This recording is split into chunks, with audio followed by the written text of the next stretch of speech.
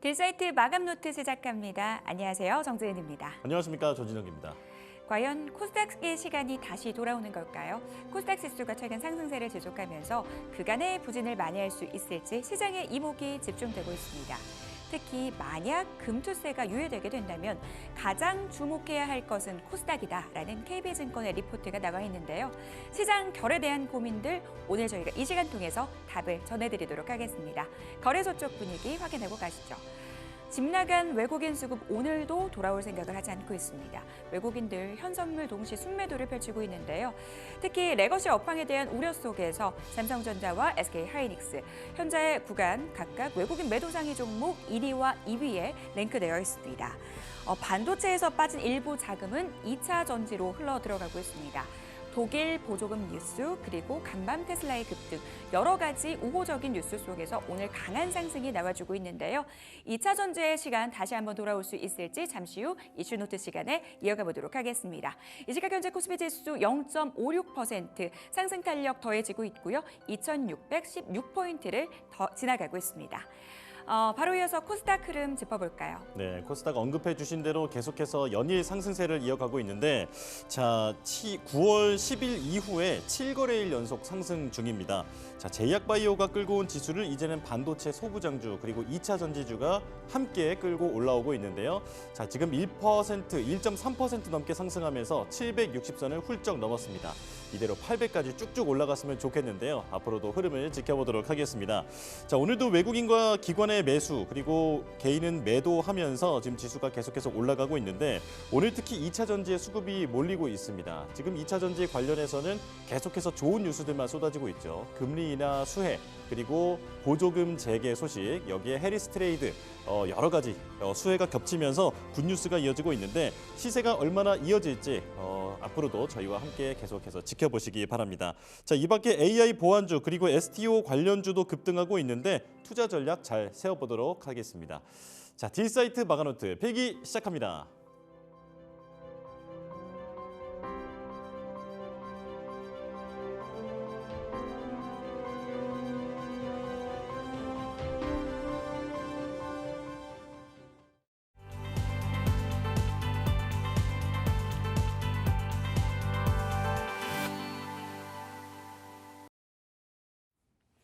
이슈노트 함께 하시죠. 시장을 관통하는 이슈 점검하고 전략 세워보는 시간입니다. 자, IM증권 이청훈 PB 함께합니다. 어서 오세요. 안녕하세요.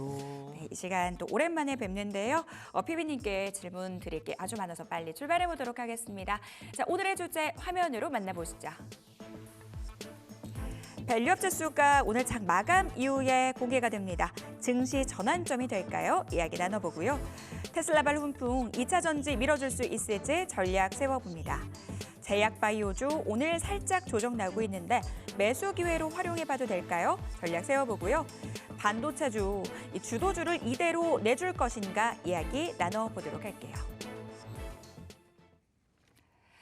오늘 장 마감 이후에 드디어 밸류업 지수가 공개가 됩니다.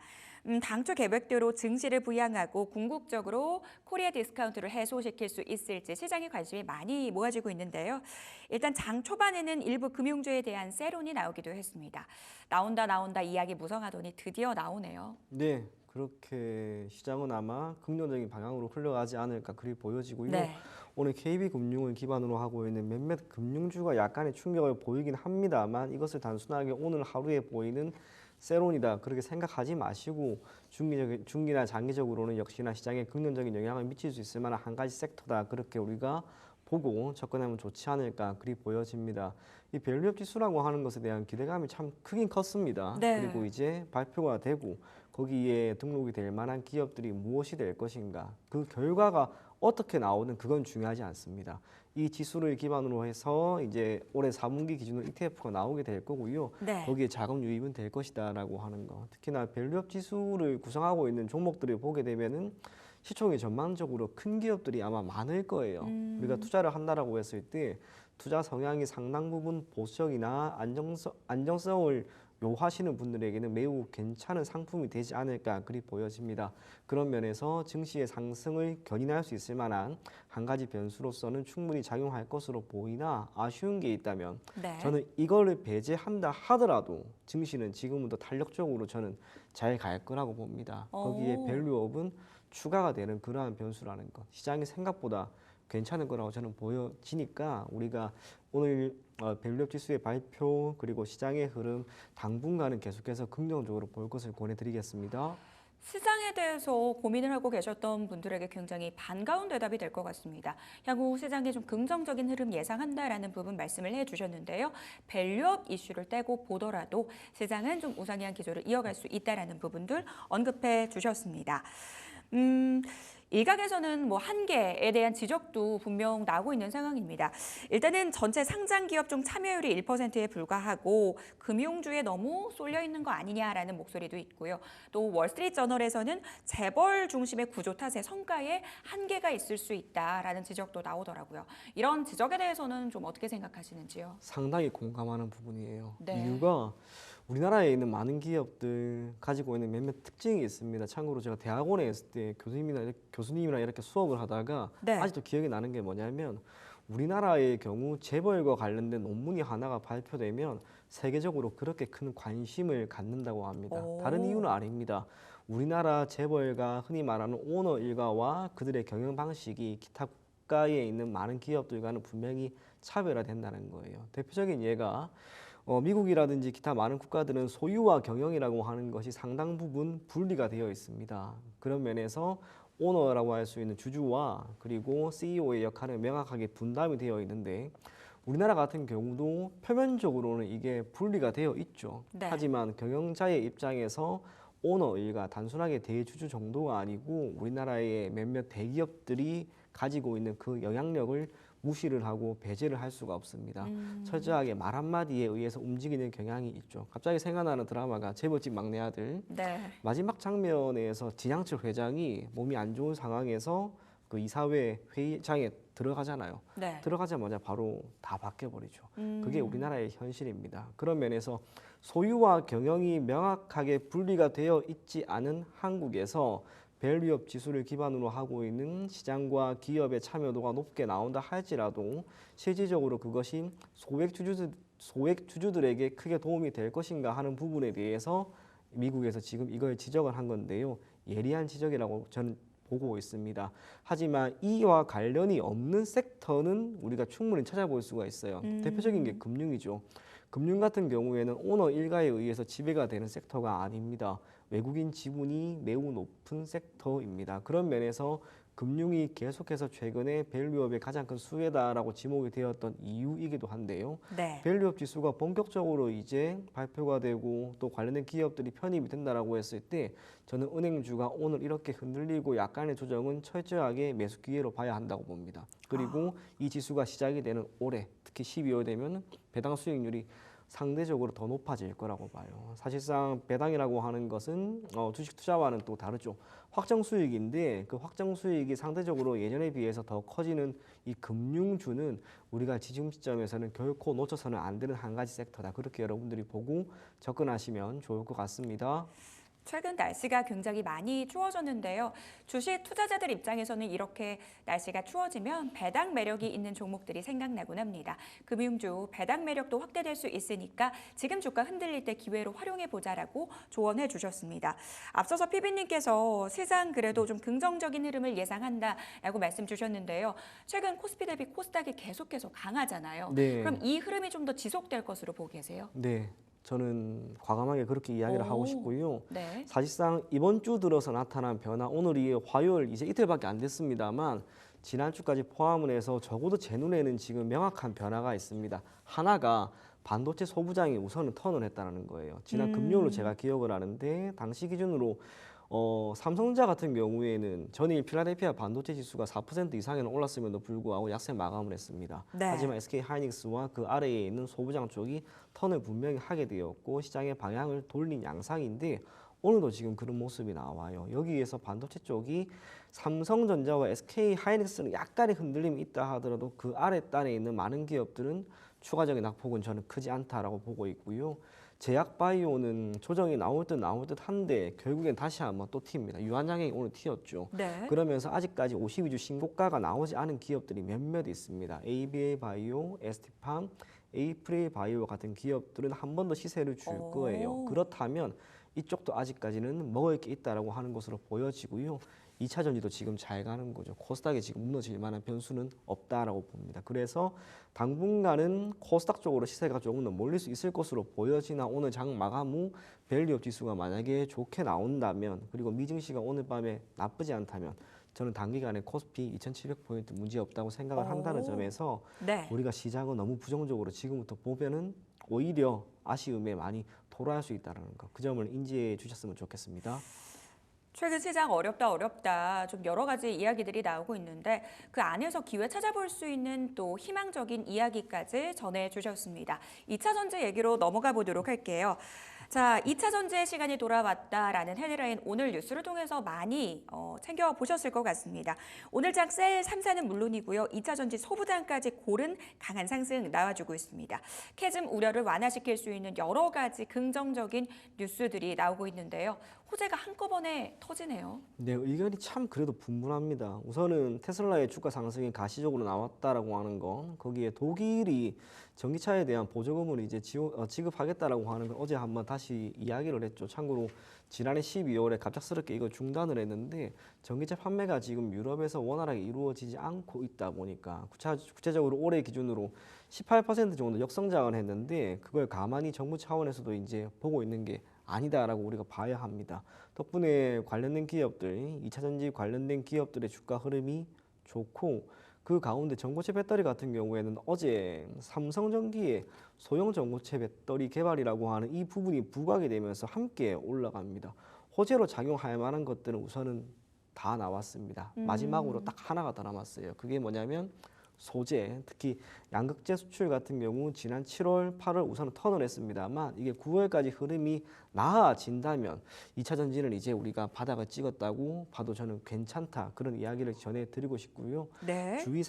주위에서 이런저런 이야기를 어쨌거나 저도 여의도에 있으니까 듣고는 있는데 네. 기존의 2차 전지에 대한 전반적인 흐름 자체 그리고 여기에 대한 의견은 여전히 좋지 않았는데 이게 지금 또 턴이 되는 분위기가 요 며칠 지금 강하게 나옵니다. 아마 그 의견은 우리가 무시할 수는 없을 거예요. 그래서 네. 2차 전지 쪽도 결국에는 흐름이 개선이 되고 코스닥은 말 그대로 꽤나 괜찮은 모습을 보일 것이다. 그리 보여집니다. 본격적인 반등이라고 생각하셔도 괜찮을 것 같습니다. 오, 알겠습니다. 사실 저도 방송을 하면서 체감하는 부분인데요. 불과 얼마 전까지만 해도 2차 전지에 대해서 많은 전문가들이 입을 모아서 아직은 아니다라는 목소리를 내주셨어요. 그런데 최근 들어서 이제는 좀 봐도 되지 않을까라고 이야기하는 전문가들이 많아지고 있습니다. 2차 전지에 대한 여러 가지 분위기 변화들 감지되고 있는 현재 시점입니다. 그러면 전고체 배터리 관련주에 대한 이야기도 나눠보고 싶어요. 어제 특급 호재가 있었는데 전일장 급등이 나와줬고 오늘도 시세 이어가고 있습니다. 지금 이 자리에서 매수해도 될까요? 저는 개인적으로 X 의견 좀 드리고 오, 싶은데요. 네. 이게 우리가 알고 있는 전통적인 2차 전지 관련된 기업들, 특히 소재에 해당하는 에코프로, BM, 포스코홀딩스 참 좋습니다. 전고체 배터리도 넓게 보면 2차 전지 섹터 안에 있긴 있으나 세분화가 될 만한 그런 섹터라고 봐야겠죠. 오늘 강한 건 전통적인 소재 기업들이 강하지 전고체 네. 배터리 관련된 기업들이 크게 강한 건 아닌 듯합니다. 셀 업체들은 역시나 강할 수밖에 없다 하더라도 이것은 또 다르다는 거. 무엇보다 어제 삼성전기에서 소형 전고체 배터리에 대한 개발 이야기가 나오긴 하였습니다만 전기차 같은 경우에는 대형 배터리가 필요합니다. 네. 소형 같은 경우에는 생산량과 또 이에 대한 수요가 아직까지는 미미할 것이다라고 하는 것을 감안한다면 실질적인 양산이라고 하는 것은 삼성 SDI가 예전에 이야기를 했던 것처럼 2027년 정도는 돼야 할 것 같고요. 반드시 또 그때 된다라는 보장이 있는 것도 아닙니다. 그 모든 것을 감안했을 때 2차 전지, 전고체 배터리와 기존의 전통적인 배터리 관련된 기업 둘 중에 어느 쪽을 선택할 것인가라고 묻는다면 지금은 전통적인 기업들을 우리가 선택하는 게 투자에 따른 결과를 더 좋게 만들 수 있지 않을까 그리 보여집니다. 네. 전기차에 적용되기까지는 아직 시간이 많이 필요하다라는 점, 기존의 전통적인 배터리 업체들 그리고 전고체 업체들 중에서 굳이 좀 골라본다면 그래도 전통 배터리 업체에 손을 들어주겠다라는 말씀까지 들어봤습니다.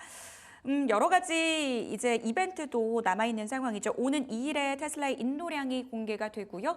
또 10일에는 로보택시가 공개됩니다. 2차 전지 관련된 이슈니까요. 관심 있으신 분들은 일정들 좀 체크가 필요할 것 같습니다. 자, 제약 바이오 섹터 이야기로 넘어가 보도록 할게요. 자, 시장의 자금이 워낙 좀 제한적이다 보니까요. 2차 전지가 가니까 바이오가 다소 쉬어가는 모습입니다. 그럼에도 불구하고 여전히 하반기 주역으로 볼 수 있을까요? 네, 충분히 그렇게 보는 게 맞다라고 보여지나 네. 여러 번 이야기를 드린 것처럼 단기적으로 시세가 나온 뒤에는 반드시 조정이 있을 겁니다. 그 조정도 우리가 고려해 볼 만하다라고 보여지는데 저는 그 조정이 오늘이 우선은 단기적으로는 마무리될 것 같아요.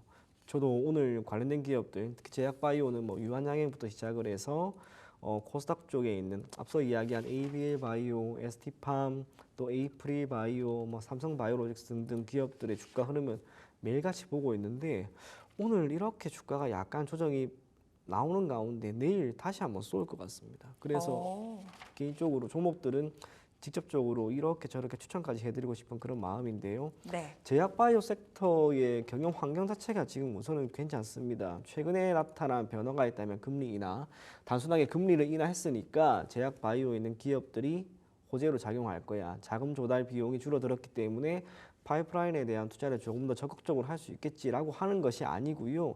사실상 올해 주가 상승이 가시적으로 나왔던 많은 기업들, 삼성 바이오로직스부터 시작을 해서 ABL 바이오, ST팜 등등의 많은 기업들은 현금 자체 그리고 사내 유보가 지금 크게 부족한 게 아닙니다. 그럼에도 불구하고 타인 자본을 기반으로 해서 자금 조달을 할 의사가 충분히 있을 거라고 봅니다. 공장에 증설을 한다라고 하는 거. 이건 지금 시점에서는 더 많은 캐파를 만들기 위한 전략으로 시장에서는 아마 접근할 것으로 보여지고요. 자기 자본이 아닌 타인 자본을 기반으로 투자를 하게 되었을 때 나타나는 효과가 있죠. 법인세 인하 효과가 생겨요. 그러면 이 법인세 인하 효과라고 하는 것은 단기 순이익에 해당하는 건데 단기 순이익은 철저하게 주주를 위한 순이익이라고 봐야 합니다. 결국에는 주주 가치를 조금 더 끌어올리기 위해 타인 자본을 이용할 수 있을 만한 금리 인하 수준까지 나타난다면 더 호재로 작용할 것이고 이러한 흐름 자체는 올 하반기 넓게 보면 내년 초까지도 저는 이어지지 않을까 그렇게 생각을 합니다. 오늘 조정이 나름대로 잘 나옵니다. 뭐 종목에 대한 선택은 투자자분들이 직접적으로 하는 것이긴 하나 네. 유한 양행이 이렇게까지 시세가 나왔다라고 하는 것은 아직 제약 바이오가 죽은 건 아니다라고 하는 것. 삼성 바이오로직스 또한 지금 흐름이 개선되고 있기 때문에 네. 제약 바이오는 단기적으로 조금 더 보자 그런 이야기 전해드리도록 하겠습니다. 제약 바이오의 대장 어디까지 갈지에 대해서도 많은 투자자들의 관심이 집중되고 있습니다. 삼성 바이오로직스 얘긴데요. 증권가에서도 TP를 지금 한 120만 원까지 보고 있는데 연일 신고가 경신하는 흐름이거든요. 오늘은 살짝 약보합권 흐름 이어가고 있습니다. 삼성 바이오로직스 개인적으로 목표가 어디까지 보시는지 좀 궁금한데요. 120만 원은 우선 넘어갈 것 같아요. 오. 내심 조금은 더 가지 않을까. 그게 뭐 130만 원 될지는 잘 모르겠습니다만 네. 저는 개인적으로 120만 원은 지금 향해 가고 있다. 그리 보여집니다. 삼성 바이오로직스가 이제 콩콜에서도 이야기를 했던 것처럼 현재 기준으로 3분기 실적에 대한 기대감도 여전히 많이 남아 있습니다. 비만 치료제에 대한 부분은 아직까지는 투자할 계획이 없다라고 할지라도 이 CDMO 사업이라고 하는 것이 현재 시점에서 놓여 있는 시장 규모 자체가 1,000조가 넘어갑니다. 거기에 미국의 생물보안법, 추후 트럼프가 되든 해리스가 되든 상관이 없습니다. 그것과는 영향이 없어요. 그저 중국의 우시바이오와의 시장 점유율을 조금씩 줄여나갈 수 있는 기회가 현재 시점에서 마련이 되었다는 것. 물론 시장에서의 시장 점유율과 아직까지 영향력 자체는 우시그룹에 비하면 많이 부족하다 할지라도 그 동사가 2032년까지 기존에는 7공장이었는데 이제 8공장까지 확정한다라고 하는 이야기가 공공연하게 나오는 거죠. 그 모든 것이 의미하는 건 하나밖에 없습니다. 생산량을 늘리겠다는 거. 그러면 이러한 생산량을 단순하게 공급 과잉으로 이어지게 할 것인가? 아닐 겁니다. 그에 걸맞는 수요를 찾아갈 것이고요. 그에 걸맞는 수요를 찾아가는 가운데 실적은 당연히 더 개선될 여지가 있습니다. 올해 기준으로 동사가 대략 1,200원 중순 정도의 환율을 기반으로 경영을 설정했다라고 하는데요. 지금 네. 환율은 그것보다 위에 있죠. 수출 경쟁력은 더 생길 수밖에 없다는 거. 그래서 실적에 대한 부분은 우리가 크게 걱정하지는 말고요. 삼성바이오로직스는 뭐 제가 개인적으로 하는 표현이지만 문제가 없는 게 문제다라고 하는 거. 그저 가지고 가시면 좋은 결과 있을 것이다. 그리 보여집니다. 지난번에도 나와 주셨을 때 삼성 바이오로직스에 대해서 문제가 없는 게 문제다라는 표현을 써 주셨어요. 그만큼 좀 튼튼하게 가져갈 수 있는 좋은 기업이다라는 반증일 것 같은데요. 지금은 뚝심 있게 들고 갈 때다라고 전략 세워 주셨습니다. 반도체주 이야기까지 빠르게 나눠보도록 하겠습니다. 레거시 업황에 대한 우려 지속적으로 시장에서 나오고 있습니다. 외국인들이 오늘도 삼성전자와 SK하이닉스 팔고 있는데요. 지금 움츠리는 게 답일까요? 아니면 기회로 활용을 해야 될까요? 지난주까지만 하더라도 약간 움츠리자였는데 네. 지난 금요일 그리고 어제 오늘 보면서 저는 개인적으로 확신이 조금 오, 듭니다. 바닥이 기회예요? 아닐까. 특히 SK하이닉스 같은 경우에는 15만 원 이하로는 저는 떨어지진 않을 것 같아요. 설령 떨어진다 하더라도 지금 시점에서 우리가 투자에 따른 투자 손실은 크지 않을 것으로 보여지고요. 지금 반도체에 대한 특히 삼성전자, SK하이닉스에 대한 부정적인 여론이 너무나 많긴 많습니다. 네. 반대로 또 좋은 이야기도 중간중간 나오죠. HBM에 대한 시장 성장성은 내년까지 SK하이닉스 같은 경우는 역시나 괜찮고요. 디램이나 낸드 같은 경우에도 올해 오늘 기준으로 DS에서 리포트가 나왔지만 영업이익률 자체가 너무나 좋게 지금 나오는 이런 상황입니다. 매 순간순간 부정적으로 보는 게 아닙니다. SK하이닉스가 지금 주가가 만약에 25만 원이고 삼성전자의 주가가 지금 기준으로 8만 5천 원이면 우리가 부정적으로 본다 하더라도 주가는 지금 많이 밀려 있습니다. 네. 그걸 감안했을 때 여기에서 추가적인 낙폭, 하락 그걸 보고 우리가 접근하는 게 아니라 이제는 시장의 상승 그리고 반도체 업종의 개선, 턴, 그 모든 것을 감안해서 리스크를 조금 안는 게 저는 지금은 좋은 투자가 될 거라고 봅니다. 무엇보다 투자라고 하는 것은 100%가 없죠. 리스크를 안아야죠. 거기에 따른 보상의 수익이다라고 하는 거 그걸 감안했을 때 SK하이닉스와 삼성전자는 지금 시점에서는 이제 담아보자. 그렇게 이야기 전해드리도록 하겠습니다. 변화의 목소리가 좀 나온 것 같습니다. 지난주까지만 하더라도 좀 움츠리자, 보수적인 관점에서 대응을 하자라고 말씀을 주셨는데요. 이제는 좀 기회로 활용해봐도 되지 않을까라는 의견 제시를 해주셨어요. 그러면 굳이 고르자면요, 네. 대리님, 삼전이랑 닉스 중에 뭘 고르실 거예요? 닉스요. 닉스요? 왜 이유는요? 그러냐면요. 삼성전자 같은 경우에는 사업이 여러 가지가 있죠. 대표적으로 DS 반도체도 있고요. 휴대폰도 있고 가전도 있어요. 반면 SK하이닉스 같은 경우에는 메모리 쪽이 훨씬 더 많습니다. 그래서 예전에 동사에 대해서 퓨어 플레이라고 하는 표현을 했는데 네. 만약에 지금 시점에서 메모리 쪽이 조금 더 개선이 되는 여건이 두드러지게 나온다면 이쪽의 사업 비중이 월등히 높은 SK하이닉스가 당연히 수혜를 받지 않을까 그리 보여지고 HBM을 기반으로 하고 있는 시장은 여전히 견고하다라고 보여집니다. 자연스럽게 SK하이닉스가 연초 25만 원 이상 올라가는 그러한 과정, 저는 그게 결국에는 또 한 번 나올 것이다라고 생각이 된다는 점에서 둘 중에 선택을 하면 SK하이닉스. 하지만 뭐 개인 투자자분들은 역시나 삼성전자에 많이 지금 좀 물려 있는 분들이 많다 보니까 네. 물타기를 할 것 같기도 한데요. 그것도 나쁜 전략은 아니다라고 하는 것. 거기까지 이야기 전해드리도록 하겠습니다. 알겠습니다. 삼성전자와 SK하이닉스 굳이 우위를 조금 꼽아본다면 HBM 쪽에서 견고함을 확인할 수 있는 SK하이닉스 쪽 좀 더 점수를 높게 평가를 해주셨습니다. 자, 오늘 장 이슈노트 이청원 PB님과 함께 이야기 나눠봤습니다. 오늘 긴 시간 도움 말씀 감사합니다. 네, 감사합니다.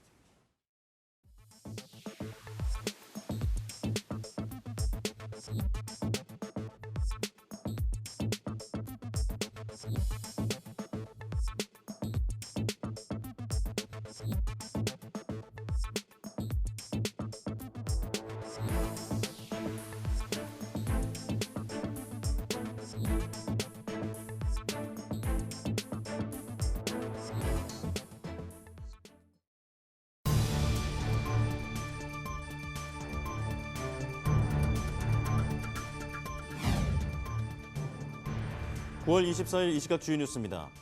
중국이 좀처럼 경제 둔화에서 회복하지 못하고 있는 가운데 판궁성 중국인민은행장은 기자회견에서 조만간 지준율을 0.5%포인트 낮춰 금융시장에 장기 유동성 1조 위안 약 189조 4천억 원을 제공할 것이라고 말했습니다. 김소영 금융위원회 부위원장은 24일 금융시장 현안 점검회의에서 금리 인하기 자금 배분의 효율성을 높이기 위해 부동산 부문의 유동성 과잉 공급을 억제하겠다는 방침을 밝혔습니다. 정부와 국민의힘은 24일 국회에서 협의회를 열고 청년층 취업을 지원하기 위해 관련 예산을 16% 증액하고 중소기업 재직자 우대, 저축 공제 등을 출시하기로 했습니다. 경기도 고양시가 현재 169%인 용적률을 300%로 높여 2035년까지 2만 7천 가구를 더 짓는다는 내용의 일산 신도시 정비 기본 계획안을 공개했습니다. 과학기술정보통신부는 최근 5개월 새 5차례 서비스 장애를 일으킨 카카오톡에 대해 경기 성남시 카카오 본사 등을 대상으로 긴급 현장 점검에 착수했습니다. 삼성전자는 업계 최초로 8세대 V낸드를 적용한 차량용 SSD인 AM9C1을 개발했으며 올해 256GB 제품을 양산할 계획이라고 밝혔습니다. 한국신용평가는 지난 23일 진행한 세미나에서 오프라인 위주의 국내 유통산업 구조가 지난 10년간 이커머스로 무게중심이 이동했다며 전반적인 오프라인 유통산업 전망이 비우호적이라고 밝혔습니다. 미국 공화당 대통령 후보인 도널드 트럼프 전 대통령이 11월 대선에서 승리할 경우 첫 통화는 시진핑 중국 국가주석과 할 것이라며 자신이 재임 중에 합의한 중국과의 무역 합의를 제대로 이행할 것을 촉구할 것이라고 말했습니다. 이 시각 주요 뉴스였습니다.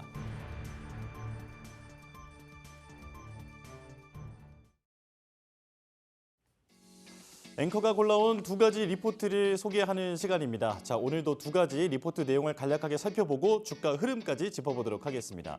자, 첫 번째 리포트 보겠습니다. 한국투자증권의 리포트인데요. 네이버에 대한 내용이고요. 목표가는 22만 원 하향 조정했습니다. 자, 세 가지 포인트를 보면 실적은 계속 좋아지는 중인데 관건은 밸류에이션이다. 그리고 다소 과매도 구간이니까 투자 기회를 찾아보자. 이렇게 요약할 수 있겠습니다. 자, 먼저 첫 번째 살펴보겠습니다. 실적은 계속해서 좋아지는 중입니다. 네이버 실적은 매분기 서프라이즈를 기록하면서 개선 중인데 핵심 캐시카우인 광고사업부의 성장률이 크게 개선되고 있고 전사적인 비용 절감 노력으로 영업이익률도 높아지고 있는 상황입니다. 자, 2분기 웹툰 사업부와 관련해서 일회성 비용이 500억 원 가까이 발생했는데도 영업이익이 4,700억 원 넘게 발생한 만큼 앞으로 5천억 원 이상도 곧 달성이 가능할 것으로 리포트는 보고 있는데요. 자, 그리고 두 번째, 관건은 밸류에이션이다. 이건 어떤 내용이냐면 이익은 증가하고 있지만 매출 성장률이 낮아지고 있던 것이 그동안 밸류에이션이 하락했던 주요 원인으로 꼽고 있습니다. 특히 주력 사업인 광고와 커머스 등에서 경쟁 업체들에게 밀리고 있고 그러면서 밸류에이션이 하락하고 있다라고 정리를 하고 있는데요. 하지만 광고 매출 성장률이 전년 대비 6% 넘게 성장했고 그리고 네이버 쇼핑도 AI 기반의 초개인화 플랫폼인 네이버 플러스 스토어를 도입하면서 서비스를 강화하고 있는 만큼 주가에는 긍정적인 영향을 줄 것 같다라고 적어놨습니다. 자, 하지만 이제 다소 과매도가 지금 일어나고 있는 상황이죠. 이 시점이 투자자들에게는 투자 기회가 될 수 있다라고 리포트는 보고 있습니다. 자, 과거 10년 동안을 보면 밸류에이션이 현재 최저 수준으로 떨어져 있는 상황이고 핵심 사업부인 서치 플랫폼의 매출 성장률이 회복되고 이익 성장률은 훨씬 더 상황이 좋은 상황이기 때문에 앞으로 지금부터 관심을 좀 가지면 곧 투자의 어떤 수익을 얻지 않을까 이런 전망을 리포트에 담아놨습니다. 자, 현재 주가 흐름 보도록 하겠습니다. 자, 어제 급등했던 흐름에서 오늘도 지금 약간 상승세를 보여주고 있는데요. 자, 어제는 4% 넘게 상승을 하고 그리고 오전에는 잠깐 파란불을 켰던 주가가 지금은 빨간불로 전환을 해서 상승폭을 조금씩 키워가고 있는 모습입니다. 자, 이제 두 번째 리포트 살펴보도록 하겠습니다. 자, 두 번째 리포트. 현대차증권의 리포트고요. 삼성전기에 대한 내용, 목표가는 20만 원 유지 의견이 나왔습니다. 자, 세 가지 포인트 먼저 살펴보면요. 주가가 오르려면 IT 수요가 살아나야 한다. 그리고 유리기판은 아직 재평가 요소가 부재하다. 카메라 모듈 성장 모멘텀은 글쎄 이렇게 정리해 볼 수 있겠습니다. 자, 첫 번째 살펴볼게요. 주가가 오르려면 IT 수요가 살아나야 한다. 자, 삼성전기의 MLCC 매출 비중의 60% 그리고 패키지 기판의 상당 부분이 IT향입니다. 그러니까 전사 매출의 70%가 IT에서 나오고 있다라고 볼 수 있겠는데요. 자, 하지만 IT 수요가 둔화해서 당장은 피해 상승을 기대하기는 어려운 상황이니까 추후에 확대에 좀 기대를 해봐야 되는데 그러려면 IT 수요가 살아나야 한다라는 결론입니다. 자, 그리고 두 번째, 유리기판은 아직 지금 유리기판은 삼성전기의 차세대 성장 모멘텀으로 꼽히는 부분인데 자, 차질 없이 그 개발과 상용화는 진행 중이지만 이게 본격적으로 양산이 되려면 2026년 이후에나 가능할 것으로 전망이 되고 있습니다. 그렇기 때문에 지금 이 유리기판을 현재 밸류에 반영하기에는 조금 무리가 있다라고 정리를 하고 있습니다. 자, 그리고 세 번째, 카메라 모듈 성장 모멘텀은 글쎄. 자, 카메라 모듈은 사업이 지금 잘 되고 있죠. 국내와 중국 스마트폰 업체에 카메라 모듈을 납품하고 있고 그렇게 해서 계속해서 캐시카우의 역할을 해주고는 있지만 카메라 스펙의 업그레이드가 이제 전작과 비교하면 좀 미미하다 보니까 이건 역시 피해 상승을 기대하기는 어렵다라고 정리하고 있습니다. 자, 하지만 카메라 모듈을 글로벌 OEM향으로 계속해서 공급하고 있고 자율주행 레벨이 올라가면 올라갈수록 이런 카메라 모듈 관련돼 있는 탑재 수도 늘어나면서 앞으로의 성장도 기대할 수 있다라고 기대를 하고 있는데요. 하지만 당장은 그런 성장 모멘텀이 눈앞에 뚜렷하게 보이지는 않는 상황이다. 이렇게 분석을 해놨습니다. 자, 삼성전기에 대한 주가 흐름도 지금 살펴보겠습니다. 자, 오전 한때 파란불을 켠 이후에 지금 계속해서 상승폭을 키워가고 있는 모습인데요. 자, 어제는 전고체 배터리 이슈로 크게 주목을 받았지만 자, 오늘은 그 이후에도 주가가 이어질지 좀 주목이 됐었는데 다행히 아직까지는 강보합권에서 상승폭을 키워가고 있는 모습입니다. 자, 이렇게 두 가지 종목에 대한 리포트 오늘도 살펴봤고요. 이어서 역발상 투자 시간에는 손창현 팀장이 골라온 보고서 내용 자세히 들어보도록 하겠습니다.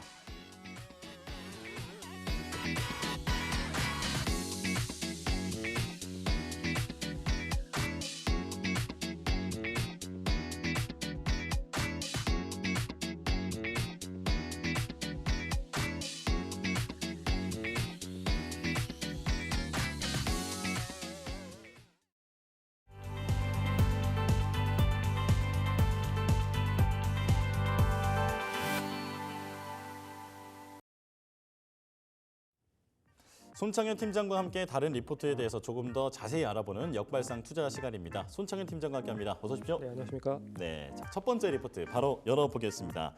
S&T 에너지에 대한 리포트를 가지고 오셨는데요. 한국투자증권이 냈고요. 자, 목표가는 나와 있지 않습니다. 석유와 가스 플랜트용 에어쿨러를 생산하는 기업.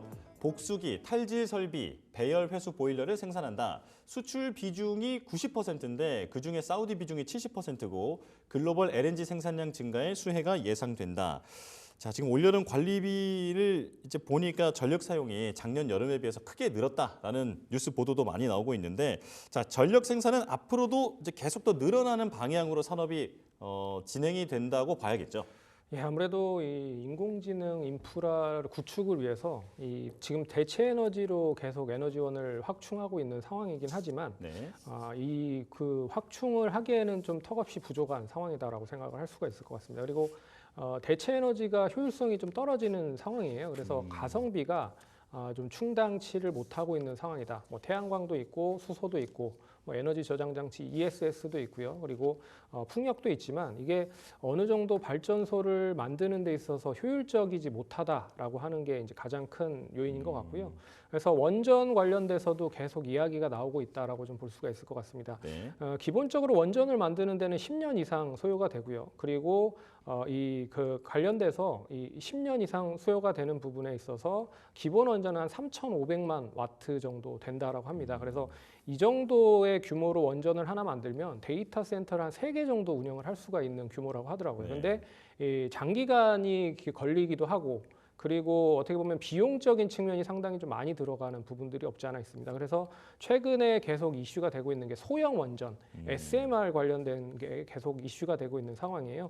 소형 원전은 이제 기본적인 원전보다는 300만 와트 정도, 그러니까 10분의 1 정도 수준이라고 보시면 될 것 같고 비용적인 것도 좀 줄어들 수 있고 그리고 또 안전성적인 부분도 좀 좋다. 거기에 이제 건설 기간이 짧은 게 가장 큰 장점이라고 볼 수가 있을 것 같습니다. 그래서 이 인공지능 관련된 데이터 센터에 대한 확충은 계속 늘어나고 있고 거기에 있어서의 소형 원전 관련돼서 계속 부각이 되고 있다는 것도 눈여겨보셔야 될 것 같고요.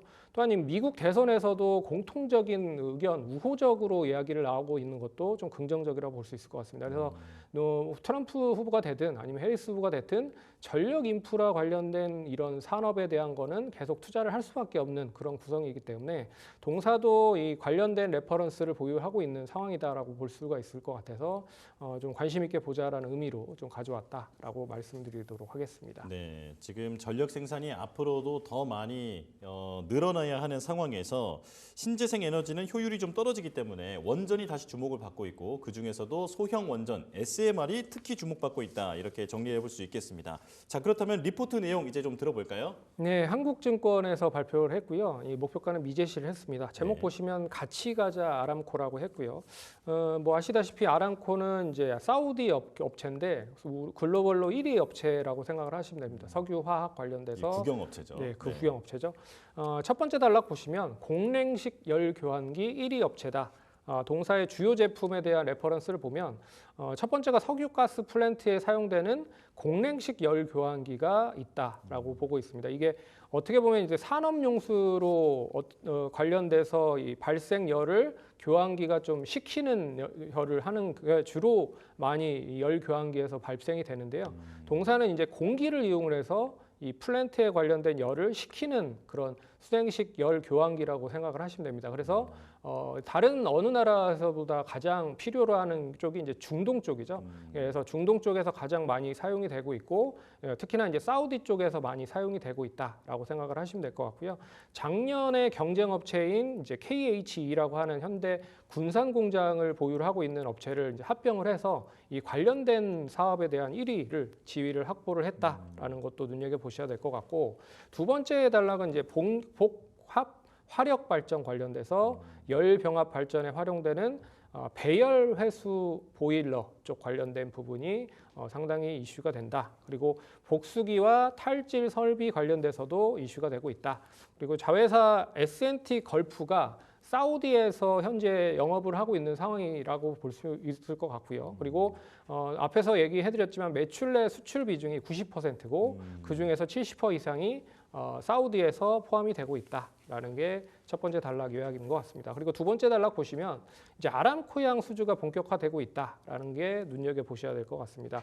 2분기 신규 수주가 2,054억을 기대를 하고 있는데 수주 잔고도 6,525억으로 증가를 한 상황이 나타나고 있다. 특히나 아람코에서 2030년까지 가스 생산을 2021년 대비했을 때 60% 이상 증가를 할 수 있다라는 계획을 발표를 했습니다. 거기에서 열 교환기에 대한 수주가 증가될 수 있다라는 게 핵심인 것 같고요. 그래서 올해 상반기 아람코향 관련돼서 242억 달러, 한 35조 정도의 집행이 된 상황이다라고 볼 수가 있을 것 같고요. 24년 연간 가이던스로 봐도 580억 달러, 한 70조 정도의 증산 프로젝트가 본격화되면 관련돼서 높은 수주 잔고로 인해서 열 교환기가 많이 수주될 가능성이 높다라고 보고 있는 거고요. 세 번째 단락 보시면 이제 글로벌 LNG 생산량이 계속 증가가 되고 있다. 그래서 신재생 에너지가 전환이 확대가 되면서 대안으로 LNG에 대한 수요도 상당히 높아지고 있다. 그래서 글로벌 LNG 생산량이 23년에 4억 1천만 톤 정도 되었었는데 2030년에 6억 2천만 톤 정도가 증가할 가능성이 높다. 동사는 여기에 대해서 열 교환기 관련된 부분에 긍정적인 이슈가 될 수 있을 것 같고요. 거기에 이제 주력 시장인 사우디에도 북미나 아랍에미레이트 그리고 LNG 프로젝트가 계속 발주가 될 수 있다라고 하는 부분들이 있습니다. 그리고 아랍에미레이트에 설립한 자회사가 내년부터는 어느 정도 정상 궤도에 들어간다라고 보면 결국엔 아부다비 쪽 국영 석유회사 쪽과에 대한 연계 프로젝트도 진행이 가능할 수 있을 것이다라고 보고 있어서 중동 쪽에 대한 수주가 계속 확대가 되고 있을 것이다라고 보고 있는 것 같습니다. 예, 제목처럼 같이 가자 아람코 이 단어에 이 말에 지금 모든 핵심이 담겨 있는 것 같은데 자 리포트 바깥에 추가 투자 포인트까지 들어보겠습니다. 동사는 이제 원전 관련된 레퍼런스를 기본적으로 보유를 하고 있는 상황입니다. 그래서 이번에 체코 관련돼서 원전 관련된 그 팀 코리아를 구축을 했었을 때도 이 한수원과 공급한 건이 있었기 때문에 S&T 에너지가 거기에 속이 됐었다라고 보시면 될 것 같고요. 2023년 2월에 한국 서부발전산업업체와 구미 복합화력발전소에 이미 이제 배열회수 보일러에 대한 공급이 계약이 됐었던 상황이었다. 그래서 만약에 체코에 들어간다라고 해도 동사에 대한 관련된 그런 수주는 계속 이어질 가능성이 높다라고 보는 게 첫 번째고요. 그리고 이제 추가적인 레퍼런스도 계속 기대를 할 수가 있는 부분입니다. 사우디에 있는 자회사 S&T 걸브를 통해서 신규 복합 화력 원자력 발전소에 대한 공급이 계속 이어질 가능성이 높을 것 같고, 또한 배열회수 보일러 쪽 관련돼서도 콘덴서 생산 확대 계획이 진행이 중이고요.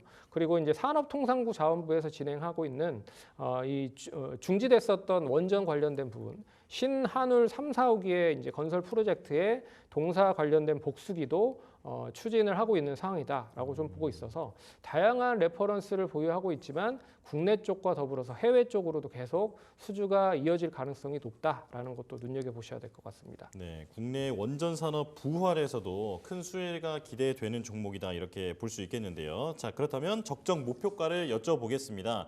자, 얼마로 보십니까? 예, 수익성적인 부분으로만 평가를 해보면 뭐 어제 기준으로 한 PER 10배 정도 수준이다라고 좀 볼 수가 있을 것 같습니다. 그렇게 나쁜 수준은 아닌 것 같고요. 그렇기 때문에 뭐 추이도 상당히 좋고 업종에 대한 PER을 좀 낮게 구성을 했지만 좀 높게 평가를 한다라고 해도 15배 이상이면 19,000원 이상까지는 상승할 수 있다라고 말씀드릴 수 있을 것 같고요. 그리고 1차적인 목표가는 앞선 고점이 16,000원입니다. 근데 이 16,000원을 뭐 강하게 돌파를 하지는 못할 것으로 보고 있어서 1차적으로는 15,000원 정도 보시면서 대응을 하시면 좋지 않을까 그렇게 좀 말씀드리겠습니다. 네, 1차 목표가는 15,000원, 이후에는 PER 15배 이상 적용을 하면 19,000원 이상도 가능하다 말씀해 주셨습니다. 자, 두 번째 리포트 LS 일렉트릭 바로 열어보겠습니다. 대신증권의 목표 리포트고요. 목표가는 21만 원 유지 의견이 나왔습니다. 미국의 송전망 투자가 급증하고 있고 안정적 수출이 이루어지고 있다. 고마진 초고압 변압기 생산을 이제 2배 증설한다라고 적혀 있고요. 그리고 미국 법인 매출과 수익성이 개선되고 있고 전력망 확충 특별법 입법화 기대. 자, 이렇게 리포트를 요약을 해 주셨는데요. 자, 그 최근에 증권사 리포트 같은 걸 보면 이제 반도체보다 전력기기가 앞으로 더 잘 갈 거다 뭐 이런 얘기들도 나오더라고요. 자, 전력기기주 지금 구간에서 좀 지켜봐야겠죠. 지켜봐야 될 필요가 있을 것 같고요. 세 가지적인 요소로 보셔야 될 필요가 있을 것 같습니다. 네. 역시 이제 중국 전력기기 수입이 제한이 되기 때문에 국내 전력 관련된 인프라 쪽에 대한 수요가 계속 늘어나고 있다. 그리고 미국의 노후 전망 관련된 부분에 교체와 어떻게 보면 맞물린 상황이다라고 생각을 하시면 될 것 같습니다. 그래서 25년부터 30년까지 거의 70%의 변압기나 이 관련된 전력 인프라가 이제 바뀌어야 된다라고 좀 보고 있는 상황이라 관련된 수출에 대한 데이터도 계속 늘어나고 있는 상황이고요.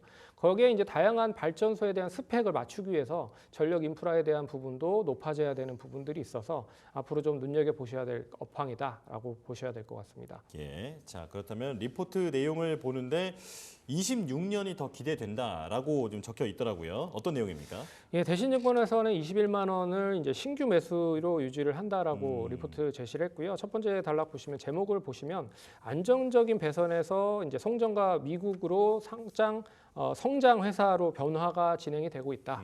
그래서 첫 번째 단락 보시면 목표가에 대한 얘기를 하고 있고요. 목표 주가는 2024년 3분기에서 25년 2분기까지에 대한 실적에 대한 목표가를 PER 27배로 계산을 했을 때 계산을 했다. 그리고 목표 주가는 26년 실적 기준은 18배를 계산을 해서 평가를 했다라고 알고 있습니다. 26년이 특히나 가장 기대가 되는 해에 대한 이유는 뭐냐면 첫 번째는 이제 변압기 증설에 대한 실적이 옹기적으로 반영이 될 수 있는 해다라고 보고 있고요. 그리고 24년 1분기 대규모 배터리 재고 손실이 발생한 LS 에너지 솔루션에 대한 부분에서 수익이 이제 정상화로 전환되는 흐름이다라고 보고 있고, 그리고 세 번째는 미국 배전반 생산 능력에 대한 증설이 배전기 유통망 관련된 구축 효과와 더불어서 미국 홀딩스에 대한 자회사에 대한 실적 개선 등이 모두 반영되는 해다라고 보고 있는 상황입니다. 두 번째 단락 보시면요. 25년 4분기부터 변압기 설비 능력이 2배로 늘어날 것이다. 그리고 이국 법인에 대한 매출 및 수익성이 개선이 될 것이다 라고 말하고 있습니다. 첫 번째 이유를 보시면요. 35년까지 미국의 송전망 투자가 급증하고 있는 상황이고 그렇기 때문에 지역 내 송전 용량을 보더라도 64에서 128%까지 늘어날 수 있다라고 하고 있고요.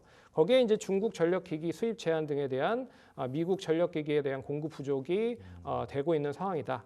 그리고 두 번째는 가장 공급 부족이 진행이 되고 있는 초고압 변환기를 중심으로 25년 4분기에는 설비 능력도 2배 증설이 될 수 있을 것이다라고 얘기를 하고 있고요. 세 번째는 미국 배전반 생산 법인에 대한 효율성, 재고 및 생산 능력에 대한 확대가 기대가 되고 있는 상황이다. 그리고 네 번째는 국가기관에 대한 전력망 확충, 특별법이 국내 쪽에서도 성공을 할 경우 전력망 투자 확대에 대한 본격화가 올해 국내 쪽에서도 기대가 되고 있는 상황이다라고 보고 있는 상황입니다. 그래서 이 3분기 때에 대한 그 실적에 대한 부분을 보면 영업이익 874억 그리고 올해 예상 영업이익으로 보면 3,663억을 전망을 하고 있다. 그래서 3분기 매출은 1조 4억을 좀 기록을 하고 있을 가능성이 높다라고 얘기를 하고 있고요. 영업이익은 874억을 기록을 할 것이다. 그래서 24년 매출액은 4조 2,900억 그리고 영업이익은 3,663억으로 평가를 할 수 있을 것이다라고 리포트에서는 제시를 하고 있는 것 같습니다. 네, 언급해주신 LS 에너지 솔루션은 이제 북미의 자회사잖아요. 네, LG 에너지 솔루션과 이름이 아주 비슷해서 네, 좀 혼동이 있을까봐 말씀드렸습니다. 자, 리포트에는 없는 투자 포인트까지 들어보도록 하겠습니다. 동사가 이제 중소변압기 제조 기업인 KOC라고 하는 회사를 인수를 했습니다. 그래서 51%를 인수를 했고요. 600억 정도의 인수를 했고 이 회사가 이제 초고압 변압기 관련된 레퍼런스를 보유하고 있기 때문에 결국엔 북미 시장의 초고압 변압기가 상당히 부족한 거를 미리 선점을 해서 좀 나가보자라고 하는 부분에서 인수를 했다라고 생각을 하시면 될 것 같고요.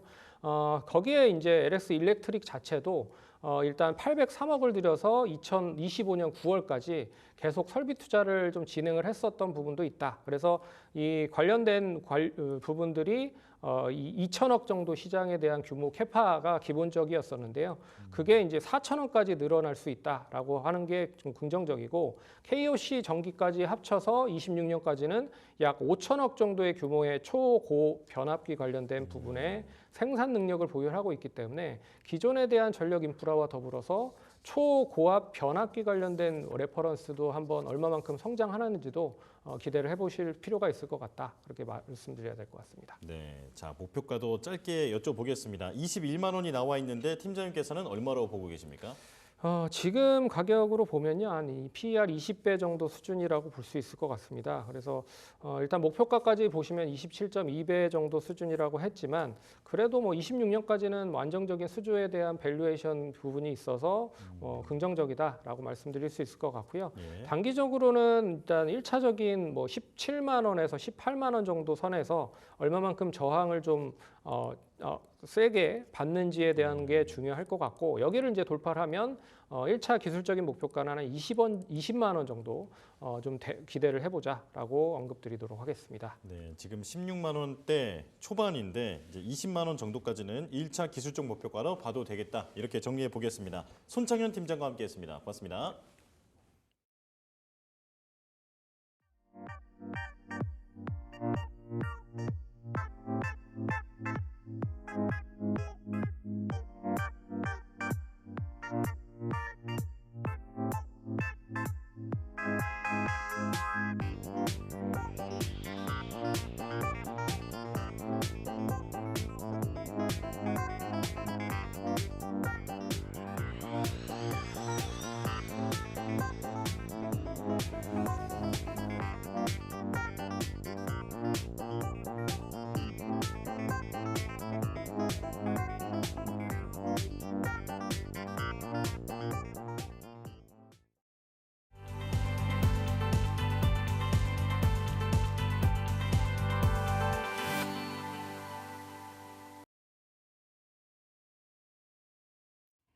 수익률 4대 전환의 종목을 엿볼 수 있는 시간입니다. 수익사와 함께 보시죠. 자, 오늘은 김동석 전문가 연결해서 종목 이야기 나눠볼게요. 전문가님 안녕하세요. 네, 반갑습니다. 네, 오늘은 어떤 종목 공개해 주실 건가요? 네, 우리는 지금 금리 인하 시기에 접어들었고 금리 인하 관련된 기업에 관심을 가져야 됩니다. 그 금리 인하가 진행되면은 어떤 기업이 이슈가 되느냐라고 한다면 당연히 금리 인하에 따른 저달러가 진행이 되고요. 그럼 달러가 내려가면은 달러에 투자했던 사람들은 당연히 다른 쪽으로 투자를 돌리겠죠. 거기에 수혜받을 수 있는 게 비트코인이라 생각하고요. 우리 기술 투자를 오늘 가지고 왔습니다. 우리 기술 투자 같은 경우에는 우리가 흔히 알고 있는 대한민국 업비트 그리고 두나무의 지분을 가지고 있는 기업이라고 보시면 될 것 같고요. 그래서 비트코인의 좀 직접적인 수혜를 보는 기업입니다. 그리고 추가적으로 이 비트코인이 그럼 왜 올라가냐 이게 상당히 중요한 거 아니겠습니까? 이 비트코인이라는 거는 항상 반감기를 갖게 됩니다. 이 반감기라는 게 뭐냐면은 말 그대로 채굴 양이 절반씩 줄어드는 거예요. 그래서 모든 가치는 흔히 우리가 흔싸기비라고 합니다. 흔하면 싸지고 귀하면 비싸진다라는 거죠. 마찬가지로 이 비트코인의 생산량이 무한대로 늘어나면은 가격이 올라갈 수가 없습니다. 하지만 반감기란 걸 통해서 계속 채굴량이 절반씩 줄어들어서 결국에는 이 양이 일정량이 정해져 있기 때문에 가치가 올라가게 되는 거죠. 그래서 이번에 4월에 우리가 흔히 반감기를 거쳤고요. 보통 반감기가 끝나고 한 5개월 정도 뒤에 이 비트코인 가격이 상승하는 경향이 있거든요.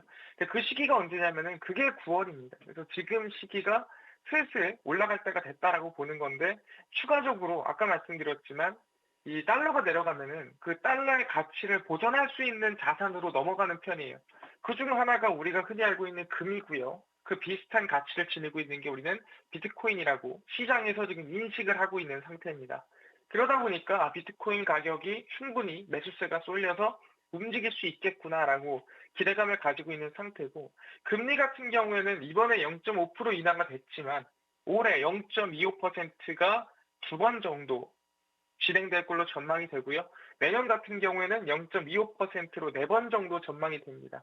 그러다 보니까 계속 금리 인하 전망이 이어진다면 달러의 가치는 조금 더 내려갈 수 있고 조금 더 이 달러의 가치를 방어할 수 있는 자산으로 수급이 넘어갈 가능성이 높다라고 얘기를 하는 겁니다.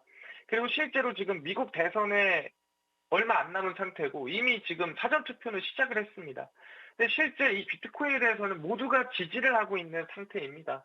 왜냐하면 비트코인도 어떻게 보면 패권이에요. 그러다 보니까 미국이 차라리 비트코인을 다른 데다 뺏길 바에는 우리가 비트코인을 캐자라고 하던 게 트럼프 전 대통령이고요. 실제 좀 부정적인 의견을 가지고 있던 해리스 부통령 같은 경우에도 최근에 긍정적인 의견으로 바꿨죠. 그러다 보니까 이 비트코인 관련해서도 대선으로도 수혜를 볼 수도 있고 추가적으로 저달러 기조의 수혜를 볼 수 있는 업이다 보니까 그 관련된 기업인 우리기술 투자 관심을 가지시면 좋을 것 같다 말씀드리고요. 매수 같은 경우에는 지금 구간의 음봉인데 조금 더 밀리면 이제 내일자에서 시초가 이하로 공략을 하시면 좋을 것 같다 말씀드리고요. 목표가 같은 경우 상단에 있는 매물대입니다. 8,000원 라인대 안정적으로 보고 가시면 될 것 같고 손절가는 저가에 있는 매물대입니다. 6,400원 라인대 손절가 잡으면서 충분히 우리가 저달러 기조, 금리 인하 기조에 수혜받을 수 있는 기업이다 말씀드리도록 하겠습니다. 네, 가격 전략까지 들어봤습니다. 오늘 도움 말씀 감사합니다. 감사합니다. 네, 우리 기술 투자에 대한 투자 포인트 정리해 보도록 하겠습니다. 미 연준의 빅컷 단행, 금리 인하에 따른 수혜가 예상되는 종목이다라는 말씀 주셨어요. 미국 대선 지지율이 막상 막하로 흘러가고 있는데 두 후보 모두 비트코인에 대한 지지를 언급한 상황입니다. 이로 인한 수혜 예상된다라고 말씀 주셨고요. 매수가는 시초가 이하에서 목표가는 8,000원, 손절가는 6,400원 잡고 대응해 보도록 하겠습니다. 자, 바로 이어서 강호진 전문가 연결해서 종목 이야기 나눠보도록 하겠습니다. 전문가님, 안녕하세요. 네, 안녕하세요. 네, 오늘은 어떤 종목 공개해 주실 건가요? 네, 오늘 좀 소개해드릴 종목은 바로 이제 갤럭시아 머니트리라는 종목입니다.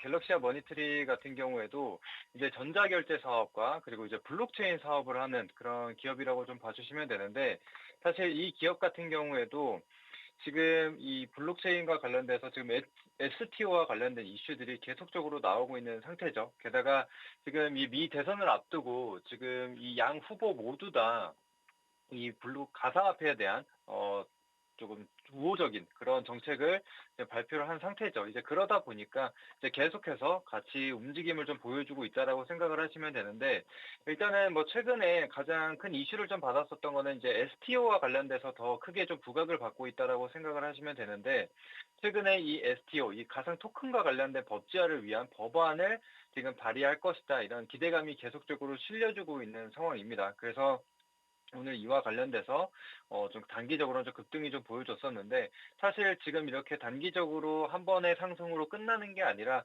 조금 더 추세가 좀 이어질 수 있다라고 좀 생각을 하고 있는 상황이고, 또 사실 그뿐만이 아니라 지금 최근에 좀 논란이 됐었던 게 이 딥페이크와 관련된 문제가 좀 있었습니다. 근데 이와 관련돼서도 또 이제 처벌 강화법을 좀 국회 여가위를 총괄을 했다라는 소식이 있었는데, 사실 이게 왜 이제 갤럭시와 머니트리와 연관이 있느냐 이렇게 좀 궁금해하실 수도 있는데, 이제 딥페이크 방지 기술로서 여기에다가 이제 블록체인을 활용을 해서 누가 만들었는지, 그리고 또 어떤 식으로 유통을 했는지 남기게 되는 겁니다. 그러면은 그 블록체인을 이용을 해서 추적을 해서 검거를 할 수가 있다, 이렇게 좀 봐주시면 될 것 같습니다. 그래서 이와 관련돼서 또 블록체인 사업을 하고 있는 기업이 이제 갤럭시와 머니트리이기 때문에, 또 이전에도 이 이슈와 함께 좀 부각을 받으면서 움직였다. 그래서 최근에 이 STO, 그리고 딥페이크, 그다음에 이제 미대선을 앞두고 또 가상화폐와 관련된 이슈를 가지고 움직일 수 있다라는 부분 참고해 주시면 될 것 같습니다.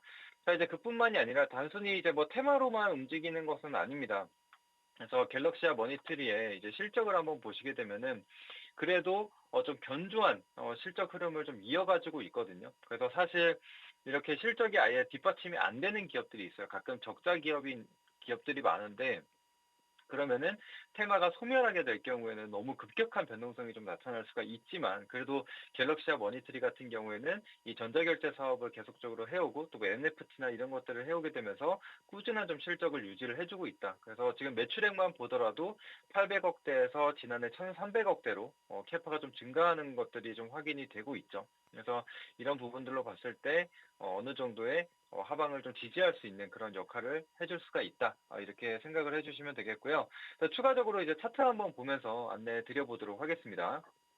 그래서 지금 갤럭시와 머니트리의 차트를 한번 보시게 되면은 사실 올해 중순까지만 하더라도 계속적인 우하향세를 좀 보여왔습니다. 근데 이제 앞서 말씀드린 이 가상화폐나 STO와 관련된 이슈, 그리고 이 딥페이크와 관련된 이슈들이 좀 발생을 하게 되면서 최근에 좀 거래량이 늘어나게 되는 그런 모습들이 확인이 됐죠. 근데 지금 보시면은 이 1만 원 구간에서 계속적인 저항을 받았었던 것을 확인할 수가 있습니다. 그래서 매물이 어느 정도 쌓여 있는 가격대라고 좀 보시면 되는데, 오늘 같은 경우에도 다시금 거래량이 전일 대비 400% 정도의 거래량을 보여주게 되면서 오늘 이 만 원에 근접한 그런 모습을 한 번 더 보여줬습니다. 그래서 지금 이런 흐름들로 봤을 때 제가 봤을 때는 이 상당 구간의 매물을 좀 소화하고 있는 과정이라고 생각이 되고, 또 앞서 말씀드린 대로 이미 이 테마들이 소멸이 된 게 아니라 여전히 이런 기대감을 좀 가지고 있는 상황이다. 게다가 이제 가상화폐 같은 경우에는 양 후보 모두 다 좀 우호적인 정책을 하는 만큼 제가 봤을 때는 미대선 전까지는 계속해서 이와 관련돼서 좀 부각을 받을 수 있다, 또 모멘텀을 얻을 수 있다, 이렇게 생각을 하고 있습니다. 그래서 그 부분 참고해 주시고, 그래서 일단은 뭐 1만 원 구간은 충분히 넘겨줄 수 있다라고 판단을 하고 있습니다. 그래서 매수가 같은 경우에는 현재가 부근인 뭐 9,000원에서 9,300원 정도로 잡아주시면 되겠고, 1차 목표가 같은 경우에는 이 만 원 구간을 넘은 11,000원 구간, 11,000원 구간에도 이제 그 다음 매물대 구간이라고 볼 수가 있기 때문에 1차 목표가로 잡아봤고, 그다음에 이제 손절가 같은 경우에는 8,200원 구간으로 잡아봤습니다. 그래서 20일 이평선 구간에 위치하고 있는데, 만약에 8,200원을 깬다라고 한다면은 단기 추세가 조금 무너지는 흐름들이 나타날 수가 있기 때문에 현금 확보를 한다, 이렇게 봐주시면 되겠습니다. 네, 강호진 전문가와 함께 이야기 나눠봤습니다. 도움 말씀 감사합니다. 네, 감사합니다. 네, 갤럭시와 머니트리 투자 포인트 저와 함께 정리해 보시죠. 시장에서 뜨거운 두 개의 테마가 함께 붙는 종목인데요. 토큰증권 법제화를 위한 법안 발의에 대한 기대감 언급을 해주셨고요. 더불어서 딥페이크 처벌 강화법이 국회 여가위를 통과했다라는 점 기대감으로 언급을 해주셨습니다. 테마를 떼고 보더라도 최근 실적이 견조하고 탄탄하게 나타나고 있다라는 부분을 언급해 주셨거든요. 목표가는 11,000원, 손절가는 8,200원 잡고 대응해 보도록 하겠습니다. 자, 바로 이어서 이주영 전문가 연결해서 종목 이야기 나눠볼게요. 전문가님, 안녕하세요. 네, 안녕하세요. 네, 오늘은 어떤 종목 공개해 주실 건가요? 네, 오늘은 2차 전지 장비주 원준을 좀 준비했습니다. 제가 이제 시장 관련된 얘기 계속 말씀 좀 드리고 있는데요. 시장에 대한 불확실성 굉장히 좀 많이 남아 있는 상황이지만 9월은 이제 하방 리스크보다는 하방이 좀 다소 제한적이면서 어떤 주도주들의 순환 사이클 랠리가 지속될 가능성이 굉장히 좀 높은 상황이기 때문에 금리 인하 사이클에 맞춰서 좀 수혜를 볼 수 있는 종목들을 잘 공략을 좀 하셔야 되고요.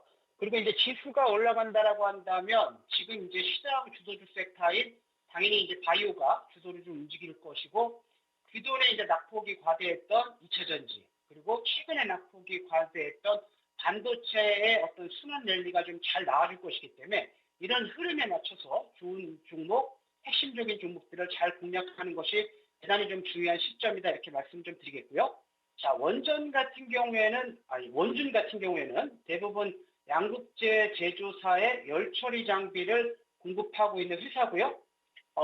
이제 포스코 퓨처엠을 주 고객사로 두고 있고 포스코 퓨처엠의 포항 2차 전지 소재 공장과 함께 그 GM과 JV를 설립해서 북미 시장의 양극재와 전고체 공장을 생산하고 있는 중에 있기 때문에 동사는 이제 포스코 퓨처엠의 장비 수주 증가함에 따라서 실적이 조금 계속적으로 좀 좋아지고 있는 상황이고요.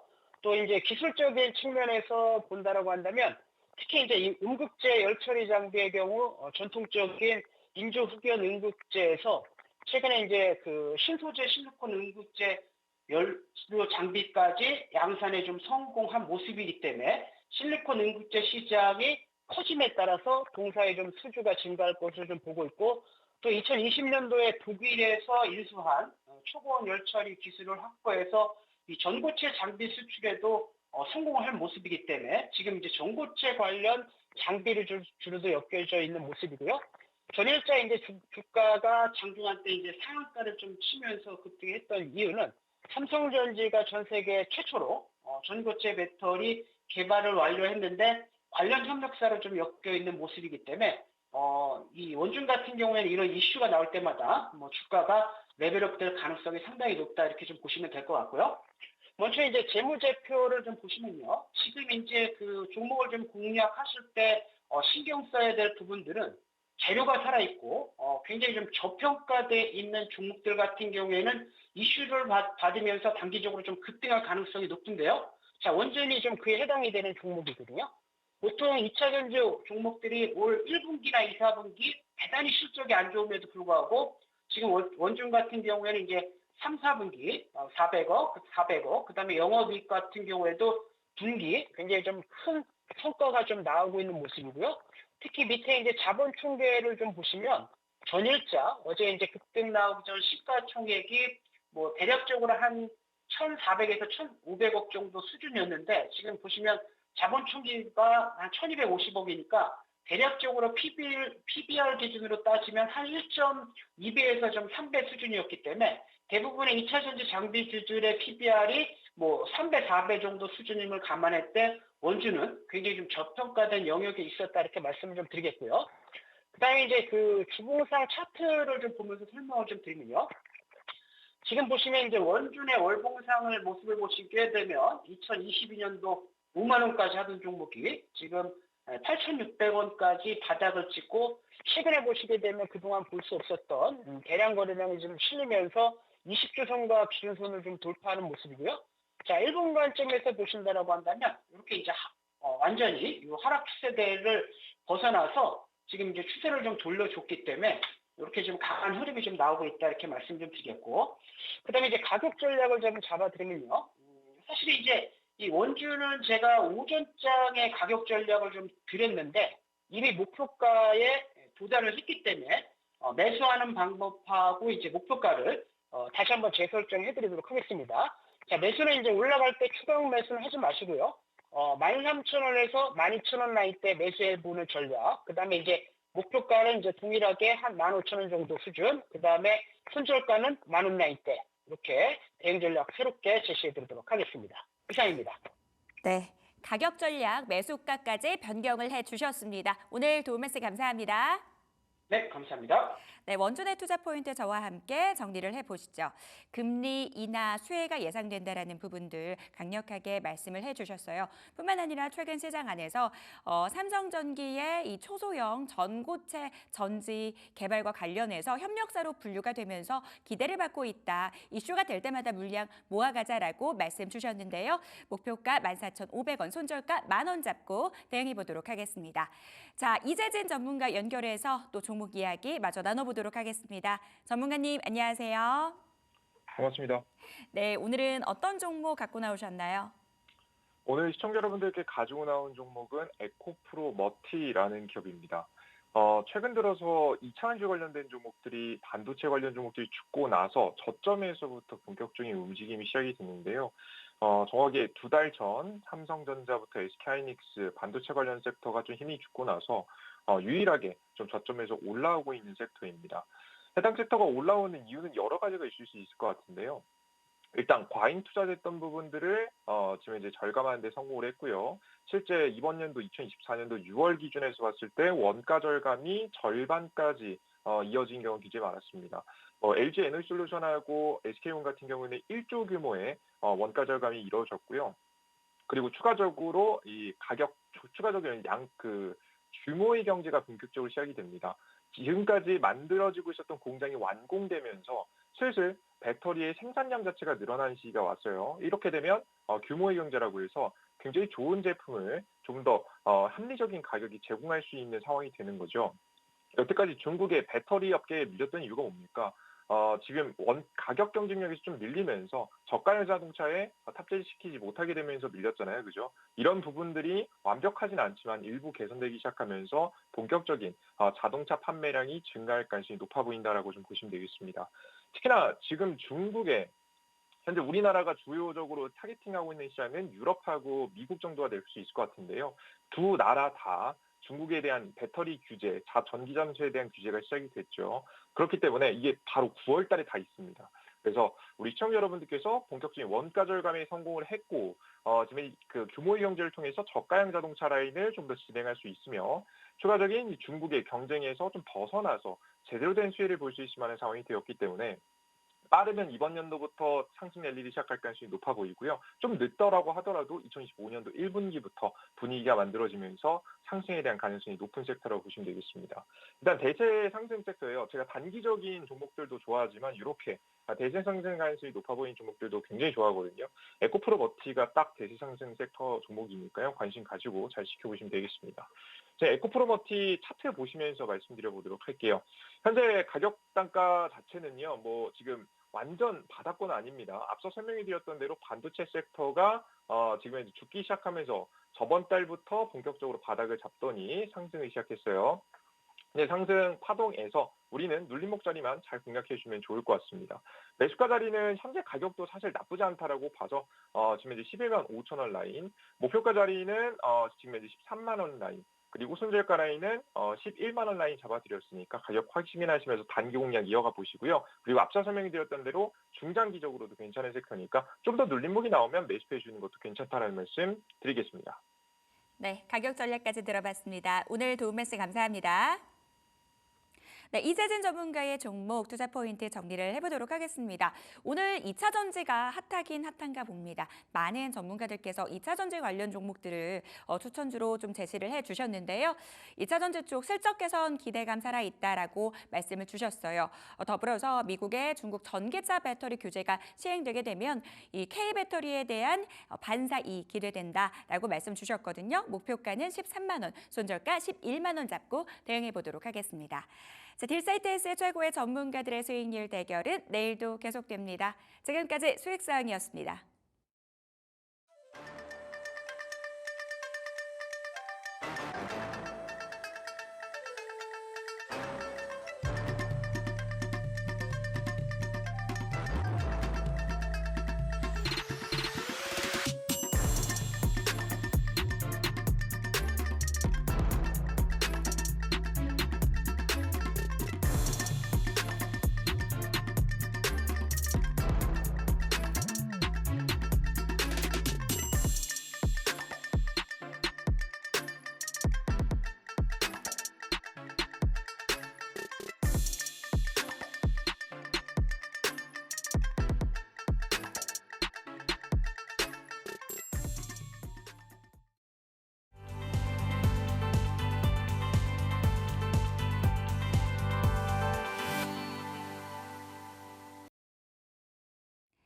현재 시간 3시 9분 지나가고 있습니다. 라스트 빅딜 함께 하시죠. 오늘 시장 안에서 주목받았던 종목들 체크하고요. 종가 매수 여부 확인해보는 시간입니다. 네, 오늘은 김시은 헤르메스 스탁 팀장, 최진욱 영앤리서치 본부장과 함께하겠습니다. 어서 오십시오.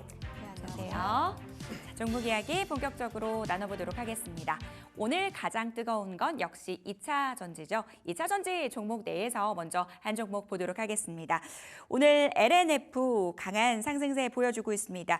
특히 이 종목 같은 경우는 테슬라와 주가 연동성이 굉장히 높은 종목인데요. 간밤 테슬라의 급등 이 종목도 잘 가지고 있습니다. 과연 종가 매수해도 될지 궁금해지는데요. 두 분의 의견 들어볼게요. 두 분 모두 종가 매수 의견 주셨고요. 김시은 팀장님 의견 들어볼게요. 테슬라와 연관성이 높은 기업이긴 한데 최근 주가에 대한 흐름들은 그렇지 않지만 오늘의 상승세를 보면은 다시 한번 커플링 될 수 있지 않을까라는 기대가 살아나고 있습니다.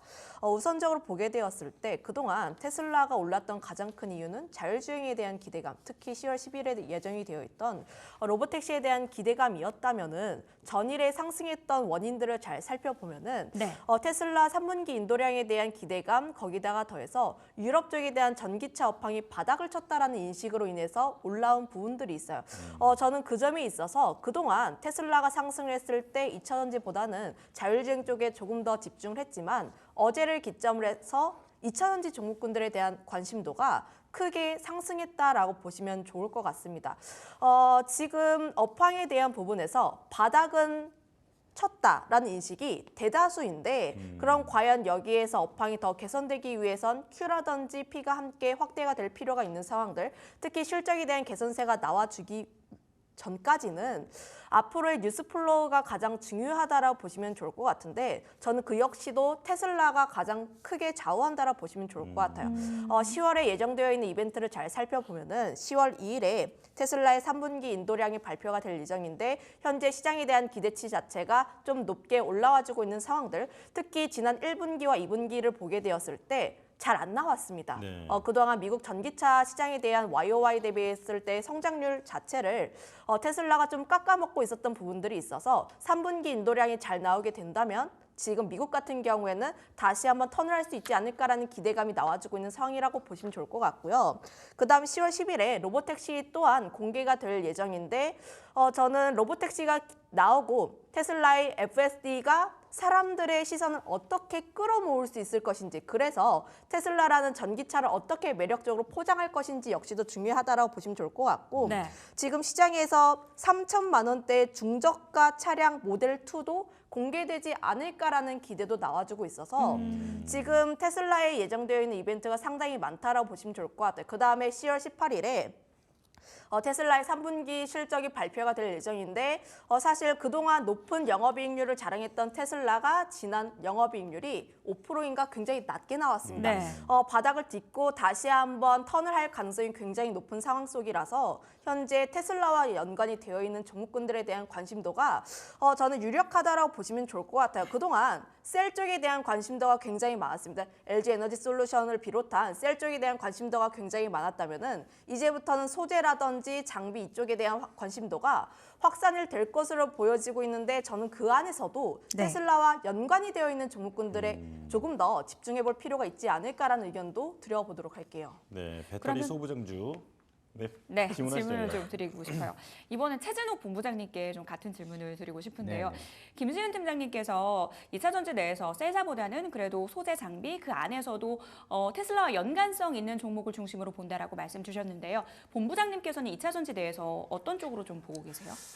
저는 오히려 이제 소재단을 한 달 전까지는 안 보는 게 맞다고 봤었거든요. 근데 이제 최근에 CATL 쪽에서 리튬 감산을 진행을 하고 있는 상황입니다. 그렇다 하게 되면은 리튬을 좀 최대로 생산할 수 있는 기업에서 감산을 진행을 한다라는 부분들이기 때문에 이게 이제 다른 의도로 보게 되면 리튬 가격을 위로 올리고 싶어하는 가격 의도로 좀 생각을 해볼 수가 있겠죠. 그러면 결국 지금 리튬 가격이 위로 올라간다 하게 되면은 소재단에선 실적 개선에 대한 모멘텀이 붙을 가능성이 굉장히 높습니다. 그래서 최근 들어서는 좀 소재단에 좀 수급이 좀 들어와주고 있는데 뭐 LNF도 물론 좋긴 합니다. LNF도 물론 좋기도 하지만 저는 오히려 좀 안정적인 투자처를 바라본다라고 하게 되면은 소재단 같은 경우는 포스코 퓨처엠을 보는 게 맞다고 보고 있거든요. 워낙 투트랙 사업들을 지금 전략을 구상을 하고 있고요. 양극재랑 음극재 쪽에 대한 부분들의 사업을 또 영위를 하고 있는 기업이기도 하고 오히려 지금 수직 계열화가 굉장히 구축이 잘 돼 있는 기업 중에 또 하나이기도 합니다. 그렇기 때문에 밸류체인 쪽에 대한 부분들이 이미 확보가 된 기업이다 보니까 만약에 소재단에 대한 부분들 리튬가가 반등이 나와준다 하게 되면은 아마 가장 먼저 좀 실적 개선에 대한 흐름들이 좀 유지가 될 가능성이 굉장히 높다고 보고 있습니다. 예. 물론 이제 반대로 LNF 같은 경우도 마찬가지로 뭐 전기차 수요 여전히 좀 우려감은 남아 있는 상황이긴 합니다. 다만 지금 SK온이라든지 뭐 파나소닉 고객사 다변 현상들이 LNF 쪽에서 나타나고 있는 상황이고요. 또 이제 굳이 상공장이 지금 본격적으로 가동이 들어간 상황입니다. 가동이 들어갔다 하게 되면은 일단은 리튬가에 대한 부분들은 어느 정도 확고하게 지금 의지를 가지고 있다라고 볼 수가 있는 부분들이기 때문에 수익성 개선에 대한 모멘텀이 충분히 붙어줄 가능성도 높다고 보고 있는 상황입니다. 예, 자 LNF 먼저 살펴봤는데 두 분 다 종가 매수 의견을 들려주셨고요. 자 테슬라와 커플링이 좀 기대되는 종목 가운데서도 LNF. 자 테슬라가 10월에 여러 가지 빅 이슈가 있다 보니까 이에 따라서 주가도 함께 움직일 수도 있다. 이 부분을 기대해 보자 이렇게 정리하겠습니다. 자 그리고 포스코 퓨처엠도 함께 짚어주셨고요. 자 이제 두 번째 종목 보겠습니다. K전선 관련주인데요. 대원전선 종가 매수해도 되는지 두 분 의견 들어보겠습니다. 자, 두 분 다 자신 있게 동그라미를 들어주셨습니다. 네. 이번엔 최진욱 본부장님 말씀 들어볼게요. 네, 일단 이제 전선전력 쪽에 최근에 수급이 붙었던 부분들이 뭐 블랙록이랑 MS 쪽에서 지금 AI 조성 펀드로 인해 가지고 다시 한 번 더 불을 붙여준 상황인데 일단 이 불을 붙여준 부분들의 시너지가 한 번 더 나올 수가 있는 부분들이 일단 마이크론 실적이 내일 발표가 남아 있는 상태입니다. 일단 지금 모건 스탠리에서 반도체 업황에 대한 부분들을 굉장히 좀 안 좋게 부정적으로 좀 이야기를 많이 한 상황에서 첫 타자가 일단 마이크론이거든요. 근데 일단 마이크론 같은 경우 개인적인 생각으로 실적이 예상치를 저는 상회할 가능성이 높다고 보고 있습니다. 예. 만약에 실적이 예상치를 상회를 한다고 하게 되면은 한 번 더 반도체 쪽에 일단 수급이 들어와 줄 가능성이 높은데 보통 전선 전력 쪽 같은 경우가 반도체 쪽에는 좀 같이 움직이는 연결고리들을 많이 가지고 있는 상황이거든요. 그러다 보니까 일단은 MS랑 블랙록 쪽에 대한 모멘텀과 또 마이크론의 실적 상회로 인해 가지고 투신 강화 부분들이 일단은 단기적인 모멘텀 형성이 될 가능성이 높다라고 보고 있는 상황이고 이미 지금 대원전선 같은 경우도 미국 쪽에서 수출을 하기 위해서 이미 전력청에 샘플을 제공을 한 상황입니다. 그래서 여전히 지금 테스트를 진행을 하고 있는데 만약 이 샘플 테스트 부분들이 진행이 완료가 된다고 하게 되면 본격적인 수주 활동량이 늘어날 가능성이 높겠죠. 그럼 앞으로 우리가 기대를 해볼 수 있는 부분들은 수주 공시를 좀 기대를 해볼 수가 있다는 겁니다. 네. 그런 관점으로 볼 때는 저는 충분히 대원전선 같은 경우가 외형 성장과 실적 성장 두 마리 토끼를 충분히 잡아나갈 가능성이 좀 높다라고 보고 있고 최근 가격 조정도 굉장히 좀 잘 나와준 상황이고요. 거래 대금들이 줄면서 가격 조정이 나왔기 때문에 큰 의미로 봤을 때는 큰 물량들이 아직은 나가지가 않았다라는 관점으로 볼 수가 있기 때문에 저는 오히려 지금 구간에서는 종가 매수로 충분히 매수가 가능하다고 보고 있는 상황입니다. 예. 네, 마이크론 테크놀로지의 실적 공개가 되는데요. 시장 컨센을 상회하는 그런 실적을 내놓을 것이다라는 전망을 해주셨어요. 이렇게 된다면 반도체주에 다시 한번 기회가 올 텐데 이 낙수효가 전선까지도 이어질 수 있다라고 말씀 주셨습니다. 이야기 나눠봤고요. 파마 리서치 이 종목 이야기 나눠보도록 하겠습니다. 이 종목은 사실 리주란 이 한 가지 키워드로 좀 설명이 가능한 종목일 것 같은데요. 일단 이 종목에 대한 두 분의 의견 들어보겠습니다. 두 분 오늘 굉장히 통하시는 것 같은데요. 자, 김시은 팀장님 의견 좀 들어볼게요. 일단 미용 의료기기 같은 경우를 보면은 실적이 성장에 대한 기대감이라고 보시면 좋을 것 같아요. 저는 앞으로에 대한 투자 포인트 자체가 실적이라고 보시면 좋을 것 같은데 특히 마이크론 테크놀로지의 실적 발표 이후에 앞으로의 관심도 자체는 누가 더 3분기 실적 잘 나올 것인가에 대해서 주목할 것으로 보여지고 있고 단연 그 안에 있어서 미용 의료기기 특히 파마 리서치를 비롯한 미용 의료기기 같은 경우를 보면은 2분기 실적도 굉장히 잘 나왔는데 영업이익률도 굉장히 잘 나왔습니다. 소모품이라든지 장비 쪽에 대한 매출이 계속적으로 늘어나고 있는 부분들 특히 해외 쪽에 대한 침투율 자체가 넓어지게 되면서 성장에 대한 기대감도 상당히 나오고 있는 섹터라고 보시면 좋을 것 같은데 파마 리서치 같은 경우는 좀 특수한 게 그동안 내수 쪽에 대해서 집중이 많이 되어 있었어요. 그런데 사모펀드로부터 2천억 원 정도 투자를 유치를 하게 되면서 해외 쪽에 대한 성장이 크게 열려 있다라 보시면 좋을 것 같습니다. 이 기업이 현금이 없는 기업이 아님에도 불구하고 사모펀드로부터 투자를 유치를 받았다라는 것은 네. 해외 쪽에 대한 인프라를 활용을 하겠다라는 거예요. 해외 인프라를 활용하게 되면서 또 침투할 수 있었던 기간이 약 5년 정도 길게 나왔는데 네. 점점 단축시킬 수 있다라고 보시면 좋을 것 같아서 앞으로 매출 성장에 대한 기대감 상당히 남아있고 그리고 현재 올라가는 부분들이 5일선과 11일선을 타고 함께 쭉 올라가고 있습니다. 그만큼 현재 차트적인 부분에서 보게 되었을 때도 투자에 대한 심리 자체가 견고하게 나와주고 있어서 지금 미용 의료기기 쪽에서의 대장을 꼽으라면은 단연 파마 리서치가 되지 않을까라는 의견 드려보도록 할게요. 누가 실적이 더 좋을까? 당분간 실적 장세가 지속될 수 있다라는 의견 주셨어요. 그런 관점에서 파마 리서치 종가 매수 의견 주셨습니다. 본부장님 의견도 들어볼게요. 네, 일단 이제 스킨케어, 특히 이제 스킨 부스터 시장 같은 경우가 1년 전까지만 해도 실적이 잘 나오는 그런 산업군이 아니었습니다. 네. 그러니까 다른 화장품 쪽에서에 대한 부분들의 매출이 많이 밀렸던 부분들이 있었기 때문에 오히려 성장성은 좋지만 실적이 안 나오고, 즉 기대감은 계속해서 형성이 되어 있었죠. 근데 파마 리서치 2분기 실적을 보면 아시다시피 이제는 실적이 찍히는 시즌이 왔다라는 겁니다. 그렇다 하게 되면 일단은 지금 해외 쪽에서도 스킨 부스터 쪽에 대한 부분들의 시장의 점유율이 계속해서 위로 올라가지고 있다라는 부분들이고, 그만큼 많은 사람들이 피부 미용 쪽에 신경을 많이 쓰고 있다는 것을 실적만 봐도 알 수 있는 부분들이거든요. 특히 이제 주력 제품이라 할 수 있는 이 리쥬란 같은 경우가 내수 매출도 지금 분기 성장세가 계속해서 나와주고 있는 상황이고, 결국 이쪽 섹터 같은 경우는 해외 쪽에서 성장세가 계속해서 나오고 있는 그런 섹터이다 보니까 계속해서 저는 관심을 가질 필요가 있다라고 보고 있는 상황이고요.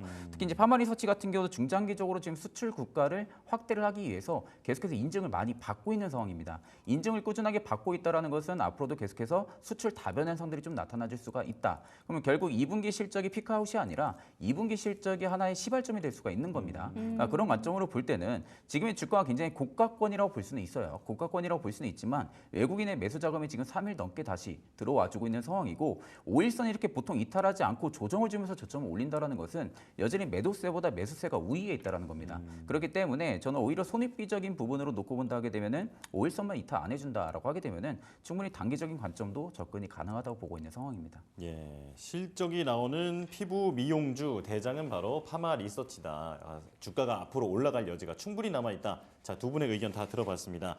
자, 이제 CS 윈드 여쭤볼 텐데요. 최근 1년 중에 최고가를 찍었습니다. 말 그대로 풍력주답게 바람 타고 주가도 함께 잘 가고 있는데 네. 오늘도 많이 오르고 있더라고요. 자, CS 윈드 종가 매수 의견 들어보겠습니다. 이번에도 다 두 분 다 동그라미를 들어주셨습니다. 김시은 팀장님부터 들어볼게요.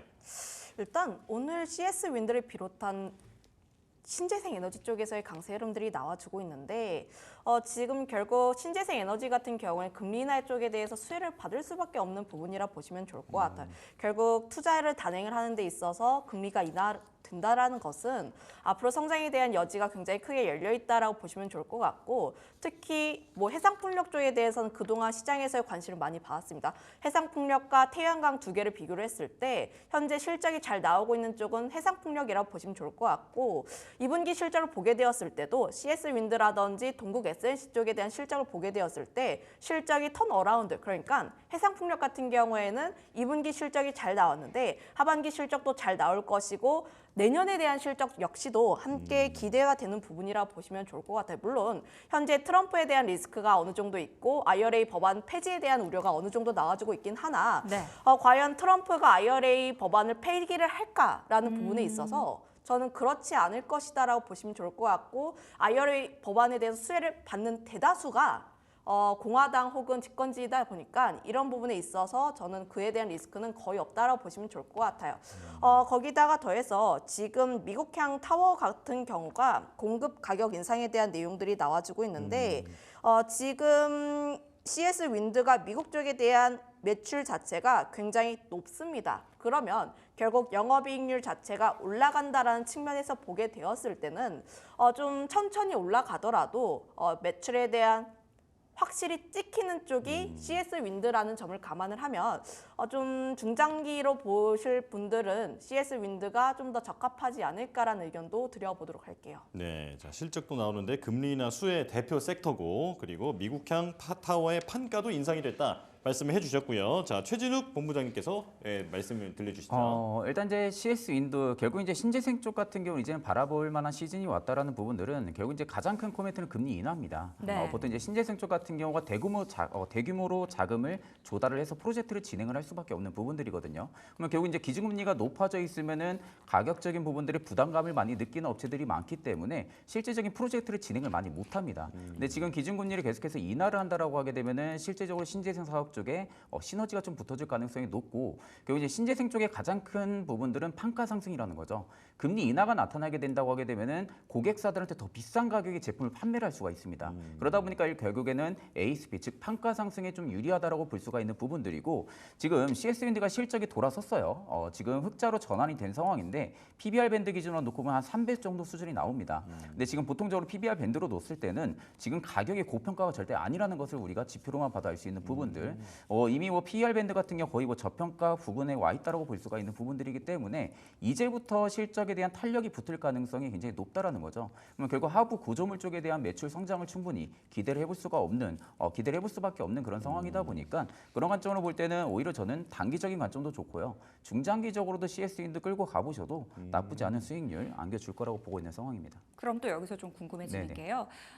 사실 이 종목이 해리스 트레이드 관련주로 분류되는 대표적인 종목이잖아요.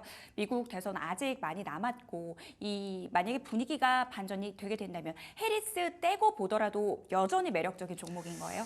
결국 이제 트럼프 전 대통령 같은 경우가 신재생이나 2차전 쪽에 굉장히 부정적인 의견들을 좀 많이 가지고 있거든요. 근데 우리가 여기서 알아봐야 되는 것은 공화당 쪽에서도 주요 인사들의 부분들에 2차전지 프로젝트에 많이 참가를 하고 있다는 겁니다. 그러니까 IRA 쪽에 대한 부분들의 프로젝트를 많이 참가를 하고 있는 대다수 인원들이 굉장히 많은 상황입니다. 근데 과연 그 인원들까지 전부 다 제치면서 트럼프 혼자 단독으로 IRA를 폐지를 한다라는 부분들은 사실상 저는 거의 불가능에 가깝다고 보고 있는 상황이에요. 그러면 결국 이제 신재생 쪽에 대한 부분들은 어느 정도 부정적인 제스처는 보내주긴 하겠지만 만약 반대로 트럼프 전 대통령이 만약 당선이 된다라고 하게 되면은 초반에는 좀 신재생 쪽에 대한 부분에 타격이 분명히 있을 수는 있을 겁니다. 네. 다만 이게 시기적으로 지나면 분명히 IRA 부분들에 있어서도 트럼프도 계속해서 친화적인 정책을 좀 갈 수밖에 없다라고 보고 있는 상황이고요. 그 시기가 계속해서 지금 바뀌고 있는 상황이잖아요. 네. AI 반도체라든지 신재생 쪽에 대한 부분들, 탄소를 절감하는 부분들은 미국도 결국 따라갈 수밖에 없다라는 거죠. 전 세계가 전부 다 똑같이 진행을 하고 있는 부분들이기 때문에 그렇기 때문에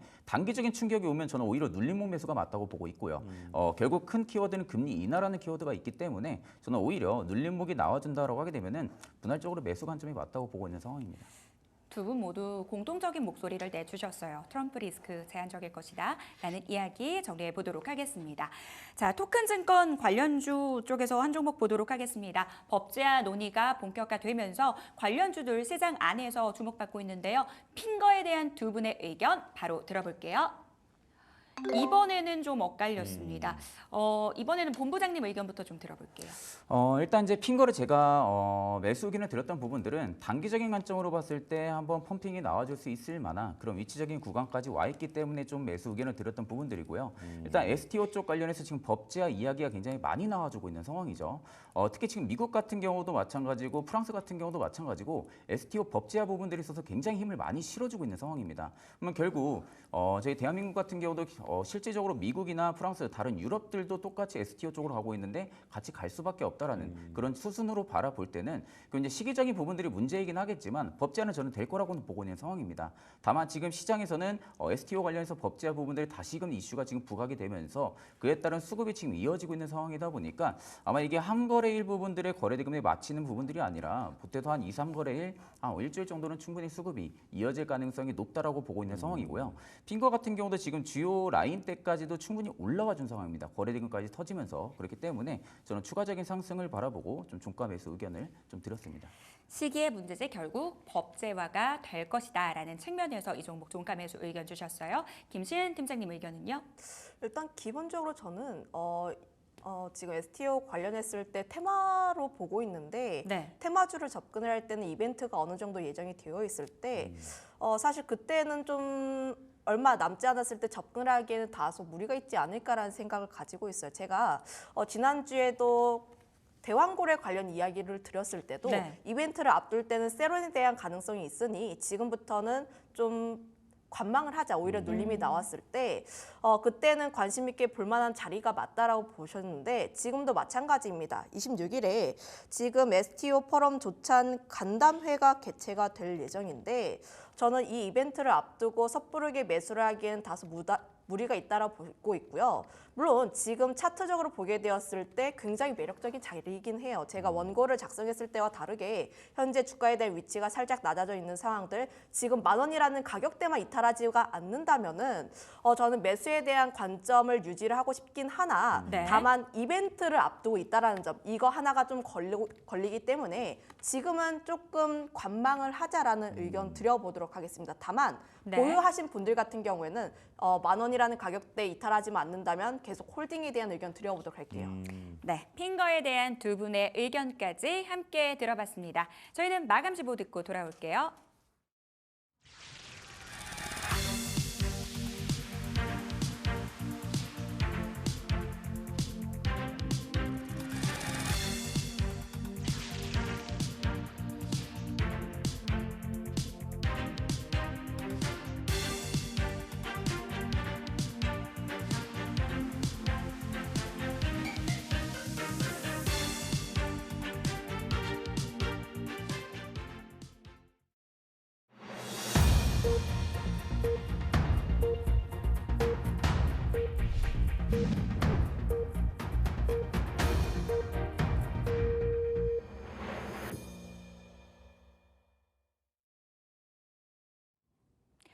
화요일장 마감됐습니다. 오늘 양대 지수 모두 빨간불을 켜면서 시원한 상승으로 마감이 됐습니다. 오늘 중국 증시의 급등 상당히 눈에 띄는 부분이었죠. 대규모 부양책을 공개를 했습니다. 지준율 인하 그리고 추가적인 부양 의지까지 밝히면서 주요국들의 이 유동성이 풀리는 사이클 확인이 되고 있는데요. 과연 우리 시장에 어떤 영향을 미치게 될지 정책적인 포인트도 함께 체크를 해보셔야 될 것 같습니다. 2차 전지의 훈풍과 함께 강한 상승세로 마감한 오늘 시장인데요. 먼저 거래소 쪽 분위기부터 저와 함께 체크를 해보시죠. 간밤 뉴욕 증시의 강세, 오늘 코스피 시장 역시 상승세로 출발이 됐습니다. 하지만 장중에 수급 상황이 조금 악화가 됐는데요. 외국인들이 현선물 동시 순매도에 나섰습니다. 하지만 외국인들이 장중 선물 시장에서는 매수로 전환이 됐고요. 여기에 일부 종목들의 반등에 나서주면서 지수 역시도 좀 상승 쪽으로 방향을 잡았습니다.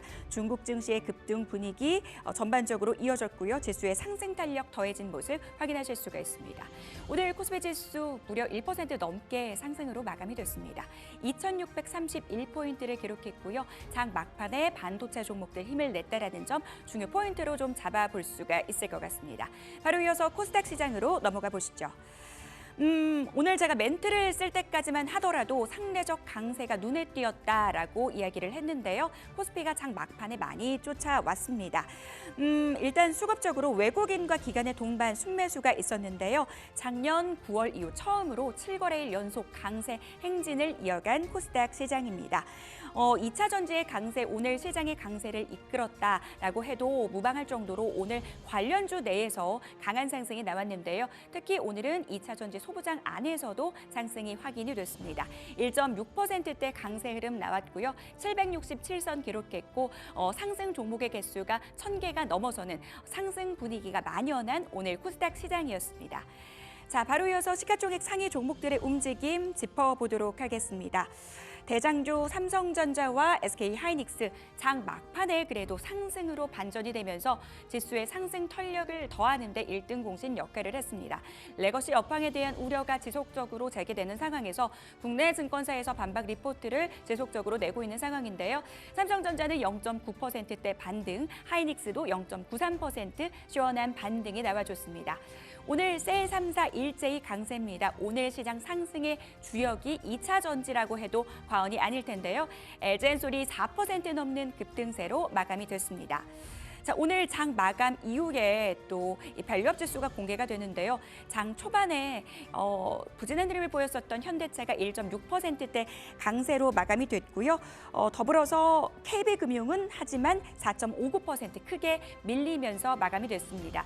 밸류업 관련주 내에서도 조금 엇갈린 흐름이 포착이 됐다는 점 함께 묶어서 체크해 보시기 바라겠고요. 포스코홀딩스가 1.58%대 강세로 마감이 됐습니다.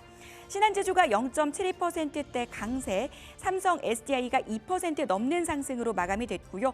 오늘 LG화학 쪽의 상승 탄력이 굉장했습니다. 무려 8.4%대 강세 흐름을 보이면서 34만 6천 원 수준에서 종가를 형성했는데요. 앞서서 전해드린 독일의 이 보조금 관련 뉴스, 이게 실행이 되게 된다면 유럽 전기차 시장이 내년에는 성장세로 전환할 가능성이 크다라는 일각의 리포트도 나와 있습니다. 이런 내용들 확인이 필요할 것 같고요. 바로 이어서 코스닥 시장으로 넘어가 보도록 하겠습니다. 시가총액 상위 종목들의 움직임 짚어보시죠. 자, 알테오젠이 강보합에서 마감이 됐습니다. 0.86%대 강세 움직임 보였고요. 오늘 에코프로 그룹주의 강세 단연 돋보였습니다. 셀 3사 위주의 상승이었다면 오늘은 소재 쪽으로도 강한 흐름 나타났다는 점 함께 체크해 보시기 바라겠습니다. 에코프로 BM이 6%대 강세, 에코프로도 8.9% 탄력적인 흐름을 나타냈고요. 여기에 더해서 엔캠도 9%대 급등 흐름 연출이 됐습니다. 하지만 2차 전지가 가는 상황 속에서 일부 바이오 종목은 좀 쉬어가는 모습이었습니다. 여러 가지 호재가 나온 가운데서 추가적인 호재가 부재한 상황에서 일부 차익 실현 움직임이 확인이 됐는데요. 삼천당 제약이 2.5%대 하락률 기록했고요. 그 가운데 휴젤은 3.9%대 약세, 리가켄바이오가 2%대 넘는 하락률을 기록했습니다. 오늘 소부장 관련 종목들 일각에서 반등이 나왔습니다. 리노공업이 3.9%대 반등 나왔고요. 하지만 실리콘투는 차익 실현 매물이 쏟아지면서 2%대 하락률 기록했습니다. 수출 데이터 굉장히 잘 나와줬는데요. 이 가운데 펄어비스는 0.39% 약세, 레인보우 로보틱스도 약보합에서 마감이 됐습니다. 시가총액 상위 종목들의 움직임까지 짚어봤습니다. 오늘 장 굉장히 장 막판으로 갈수록 분위기가 좋았기 때문에 그래도 기분 좋게 이 시간 마무리할 수 있을 것 같은데요. 김수현 팀장님, 내일 장 어떤 점에 우리가 포인트 잡아볼 수 있을까요? 일단 가장 먼저 오늘 밤에 예정이 되어 있는 보험안의 연설도 함께 볼 필요가 있지 않을까라는 의견 드려보도록 하겠는데, 물론 지금 비커 진행이 된 다음에 이제 경기 침체에 대한 우려는 어느 정도 사그라졌긴 했지만 그래도 매파로 알려진 월러 이사가 지표가 약할 경우에 더 공격적으로 인하할 수 있다라면서 비컷을 지지했던 반면에 보험원 같은 경우에는 유일하게 25P를 주장을 했던 사람입니다. 그러면 과연 그 사람이 어떤 근거와 이유를 가지고 주장을 했는지 역시도 우리가 함께 알아볼 필요가 있다고 생각을 하고 있어서 네. 오늘 밤 10시에 예정이 되어 있는 보험원의 연설 함께 지켜볼 필요가 있지 않을까라는 생각을 하고 있고요. 그다음에 내일 예정이 되어 있는 이벤트는 대왕고래 2차 전략회의라고 보시면 좋을 것 같은데, 물론 관련 종목군들의 관심과 기대가 주가에 다 녹아들어 있기는 해요. 하지만 내일 구체적인 방향성에 따라서 관련 종목군들의 방향성 역시도 함께 정해질 수 있는 상황이다 보니 이런 점들 같은 경우에는 우리가 조금 더 관심 있게 볼 필요가 있지 않을까라고 보시면 좋을 것 같고, 가장 중요한 부분들은 26일에 마이크론의 실적 발표라고 보시면 좋을 것 같은데, 네. 가장 중요한 이벤트라고 생각을 하고 있습니다. 마이크론 같은 경우가 사실 최근 반도체 같은 경우는 억가를 굉장히 많이 당하고 있죠. 실제로 뭐 반도체 같은 경우 피크아웃이 끝나지 않은데 또 이제 실적 피크에 대한 우려들, 뭐 HM 공급 과잉에 대한 우려들, 굉장히 다양한 우려들이 나오면서 현재 SK하이닉스라든지 삼성전자를 비롯한 반도체 종목군들의 하락세가 계속 나와주고 있는 상황들, 이를 반전할 수 있는 카드 자체가 마이크론의 실적과 그리고 가이던스 그리고 그들의 코멘트이기 때문에 결국 우리 시장 같은 경우에는 마이크론의 실적 발표 전후를 기점으로 했을 때 네. 시장의 컬러가 바뀔 수 있다고 보시면 좋을 것 같아요. 저는 그래서 내일 같은 경우는 좀 폭풍 전야가 되지 않을까라고 보시면 좋을 것 같아서 네. 내일은 수급의 변화가 어떻게 바뀌는지 역시도 함께 체크해볼 필요가 있지 않을까라고 보시면 좋을 것 같습니다. 네, 자 마이크론의 실적 발표를 가장 힘줘서 설명을 해주셨는데요. 내일이 어떤 우리 시장의 색깔이 변할 수도 있는 날이 될 것 같다. 26일에 그렇게 말씀해 주셨습니다. 자, 본부장님께서는 어떻게 보십니까? 일단 앞전에 김 팀장이 말씀을 해주셔가지고 네. 저도 가장 큰 이벤트는 마이크론 실적이라고 보고 있는 상황입니다. 왜냐하면 이제 최근에 반도체 쪽에 대한 부분들의 조정이 좀 과하다 싶을 정도로 좀 나왔던 상황이고요. 매도 리포트 이제 외국계에서 나왔던 매도 리포트 부분들이 너무 과하게 저는 주가에 좀 반영이 됐다라고 보고 있는 상황입니다. 보통 이렇게까지 눈높이가 좀 많이 낮춰졌을 법한 이런 인식 구간들이 지금 들어와준 상황에서는 실질적으로 반등 기조도 좀 강하게 들어와줄 수가 있는데 그 반등의 키를 지금 마이크론이 잡고 있다고 보시면 될 것 같습니다. 그러면 최근에 반도체 쪽에 대한 부분들이 조정이 이어지면서 뭐 바이오, 2차 전지 그리고 주요 테마들 뭐 신재생 쪽으로 좀 수급이 많은 이동들이 일어났었는데 이 수급의 이동들이 아마 내일부터 조금씩 또 빠질 가능성도 우리가 염두를 해줘야 된다는 거죠. 마이크론이 지금 실적이 예상치를 상회할 거라는 것은 대부분 다 지금 개인적으로 생각을 하고 있는 부분들이기 때문에 네. 만약 마이크론 실적만 예상치만 상회를 해준다 해도 반도체가 지금 많이 안 빠졌다면 모르겠습니다. 많이 안 빠졌다 하게 되면은 일부 차익 매물이 또 강하게 나올 수가 있겠지만 반대로 반도체 쪽에 대한 조정이 과하게 나온 상황이다 보니까 이게 또 하나의 반등 트리거 역할을 또 해줄 가능성이 높겠죠. 그런 관점으로 볼 때는 저는 오히려 마이크론 실적 전후로 해서는 좀 반도체 쪽의 투심이 조금 더 강화가 될 가능성이 좀 높다고 보고 있는 상황이고요. 특히 뭐 삼성전자나 SK하이닉스만 놓고 봐도 외국계의 매도세가 지금 많이 진정이 된 상황입니다. 여전히 뭐 나와주고 있는 모습이긴 하지만 매도 규모가 좀 많이 줄어들었다라는 부분들 그리고 지금 이제 검사 장비 기업들 쪽에서는 외국인들의 매수세가 또 전환이 되고 있는 기업들도 중간중간 지금 또 포착이 되고 있는 상황이거든요. 그렇다 하게 되면 일단 외국인 쪽에 대한 부분들의 공격적인 매도세가 어느 정도 줄어들었을 가능성이 높기 때문에 그걸 반대로 지금 기관 쪽에 또 가격 방어 일어나고 있는 상황이다 보니까 아마 저는 반도체 쪽이 조금은 더 투심을 강화를 시켜줄 가능성이 높다라고 보고 있고요. 또 반대로 2차 전지 같은 경우 앞전에 말씀드렸지만 소재 쪽 같은 경우는 여전히 좀 지켜볼 필요성이 있다라고 봅니다. 네. 그런 관점으로 볼 때는 소재 역시도 충분하게 기대감이 형성이 되면서 아마 내일은 좀 2차 전지와 반도체 또 핑퐁 형상들이 좀 일어나지 않을까 그렇게 보고 있는 상황입니다. 마이크론 테크놀로지의 실적 발표를 전후로 해서 시장의 결이 바뀔 수 있다. 두 분의 공통적인 목소리 좀 들어봤습니다. 김수현 팀장님, 그러면 폭풍 전야에는 뭘 봐야 돼요? 사실 저는 아무것도 안 하는 게 제일 좋다고 생각하고 있어요. 네. 어차피 하루 남은 일정이기 때문에 굳이 무엇을 하기보다는 좀 더 하루 정도 지켜볼 필요가 있지 않을까라는 생각을 가지고 있는데 다만 반도체를 관련했을 때는 내가 대형주를 계속적으로 모아가고 있다라는 관점이라면은 네. 계속 모아가시면 됩니다. 계속 모아가시면 되나 다만 내일 같은 경우에는 수급에 대한 시소 게임이 계속적으로 지속될 가능성이 높다라고 보시면 좋을 것 같아요. 현재 시장을 보면은 물론 오늘 2차 전지가 강하게 움직이면서 거래 대금이 살짝 올라오긴 했습니다. 그럼에도 불구하고 현재 시장에 대해서는 수급이 굉장히 말라 있는 상황들 결국 반도체가 움직이게 되었을 때 2차 전지라든지 바이오 쪽에 대한 수급을 다 함께 빨아들일 가능성이 높다라고 보시면 좋을 것 같아서 네. 사실 제 개인적인 생각으로는 내일 무리하게 무엇이 간다라고 공격적으로 담기보다는 내가 관심이 있었던 섹터 혹은 하반기에 계속 움직일 가능성이 높은 섹터에 대해서 분할에 대한 매수 관점이라고 보시면 좋을 것 같아요. 반도체 같은 경우에는 저는 여전히 대형주 위주로 보는 게 맞다라고 보시면 좋을 것 같고 그 외 하반기에도 시장을 주도할 수 있는 쪽 2차 전지라든지 신재생 에너지 특히 BB 쪽에 대한 기대감이 계속적으로 나와주고 있어서 이쪽에 대한 관심도 역시도 함께 가져볼 필요가 있는 상황들 거기다 3분기 실적 시즌이 앞두고 있기 때문에 저는 결국 앞으로의 포인트 자체는 실적에 대한 부분들 그런데 주가에 대한 부분들이 좀 눌려있는 종목군들에 대해서 계속적인 관심이 필요하다 보니까 전 조선이라든지 방산 혹은 화장품, 미용, 의료기기 쪽에 대한 관심 역시도 함께 지켜볼 필요가 있다는 의견도 드려보도록 할게요. 네, 본부장님 한 20초 남았는데 네네. 조금만 격도 주실까요? 저는 일단 뭐 공통적으로 놓고 보면은 지금 시점에서 포트의 변화를 시킨다 하게 되면 낙폭이 큰 실적주들을 지금 담는 게 맞다고 보고 있습니다. 예. 앞전에 말씀드렸다시피 실적 시즌 지금 도래를 하고 있는 상황이고요. 결국 주가는 실적을 따라갈 수밖에 없습니다. 실적이 좋아지게 되면은 주가가 하이못이 빠져도 저는 편안하게 담으라는 좀 의견을 말씀을 드리겠습니다. 감사합니다. 한 줄 평으로 시원하게 또 내일장 전략 말씀해 주셨습니다.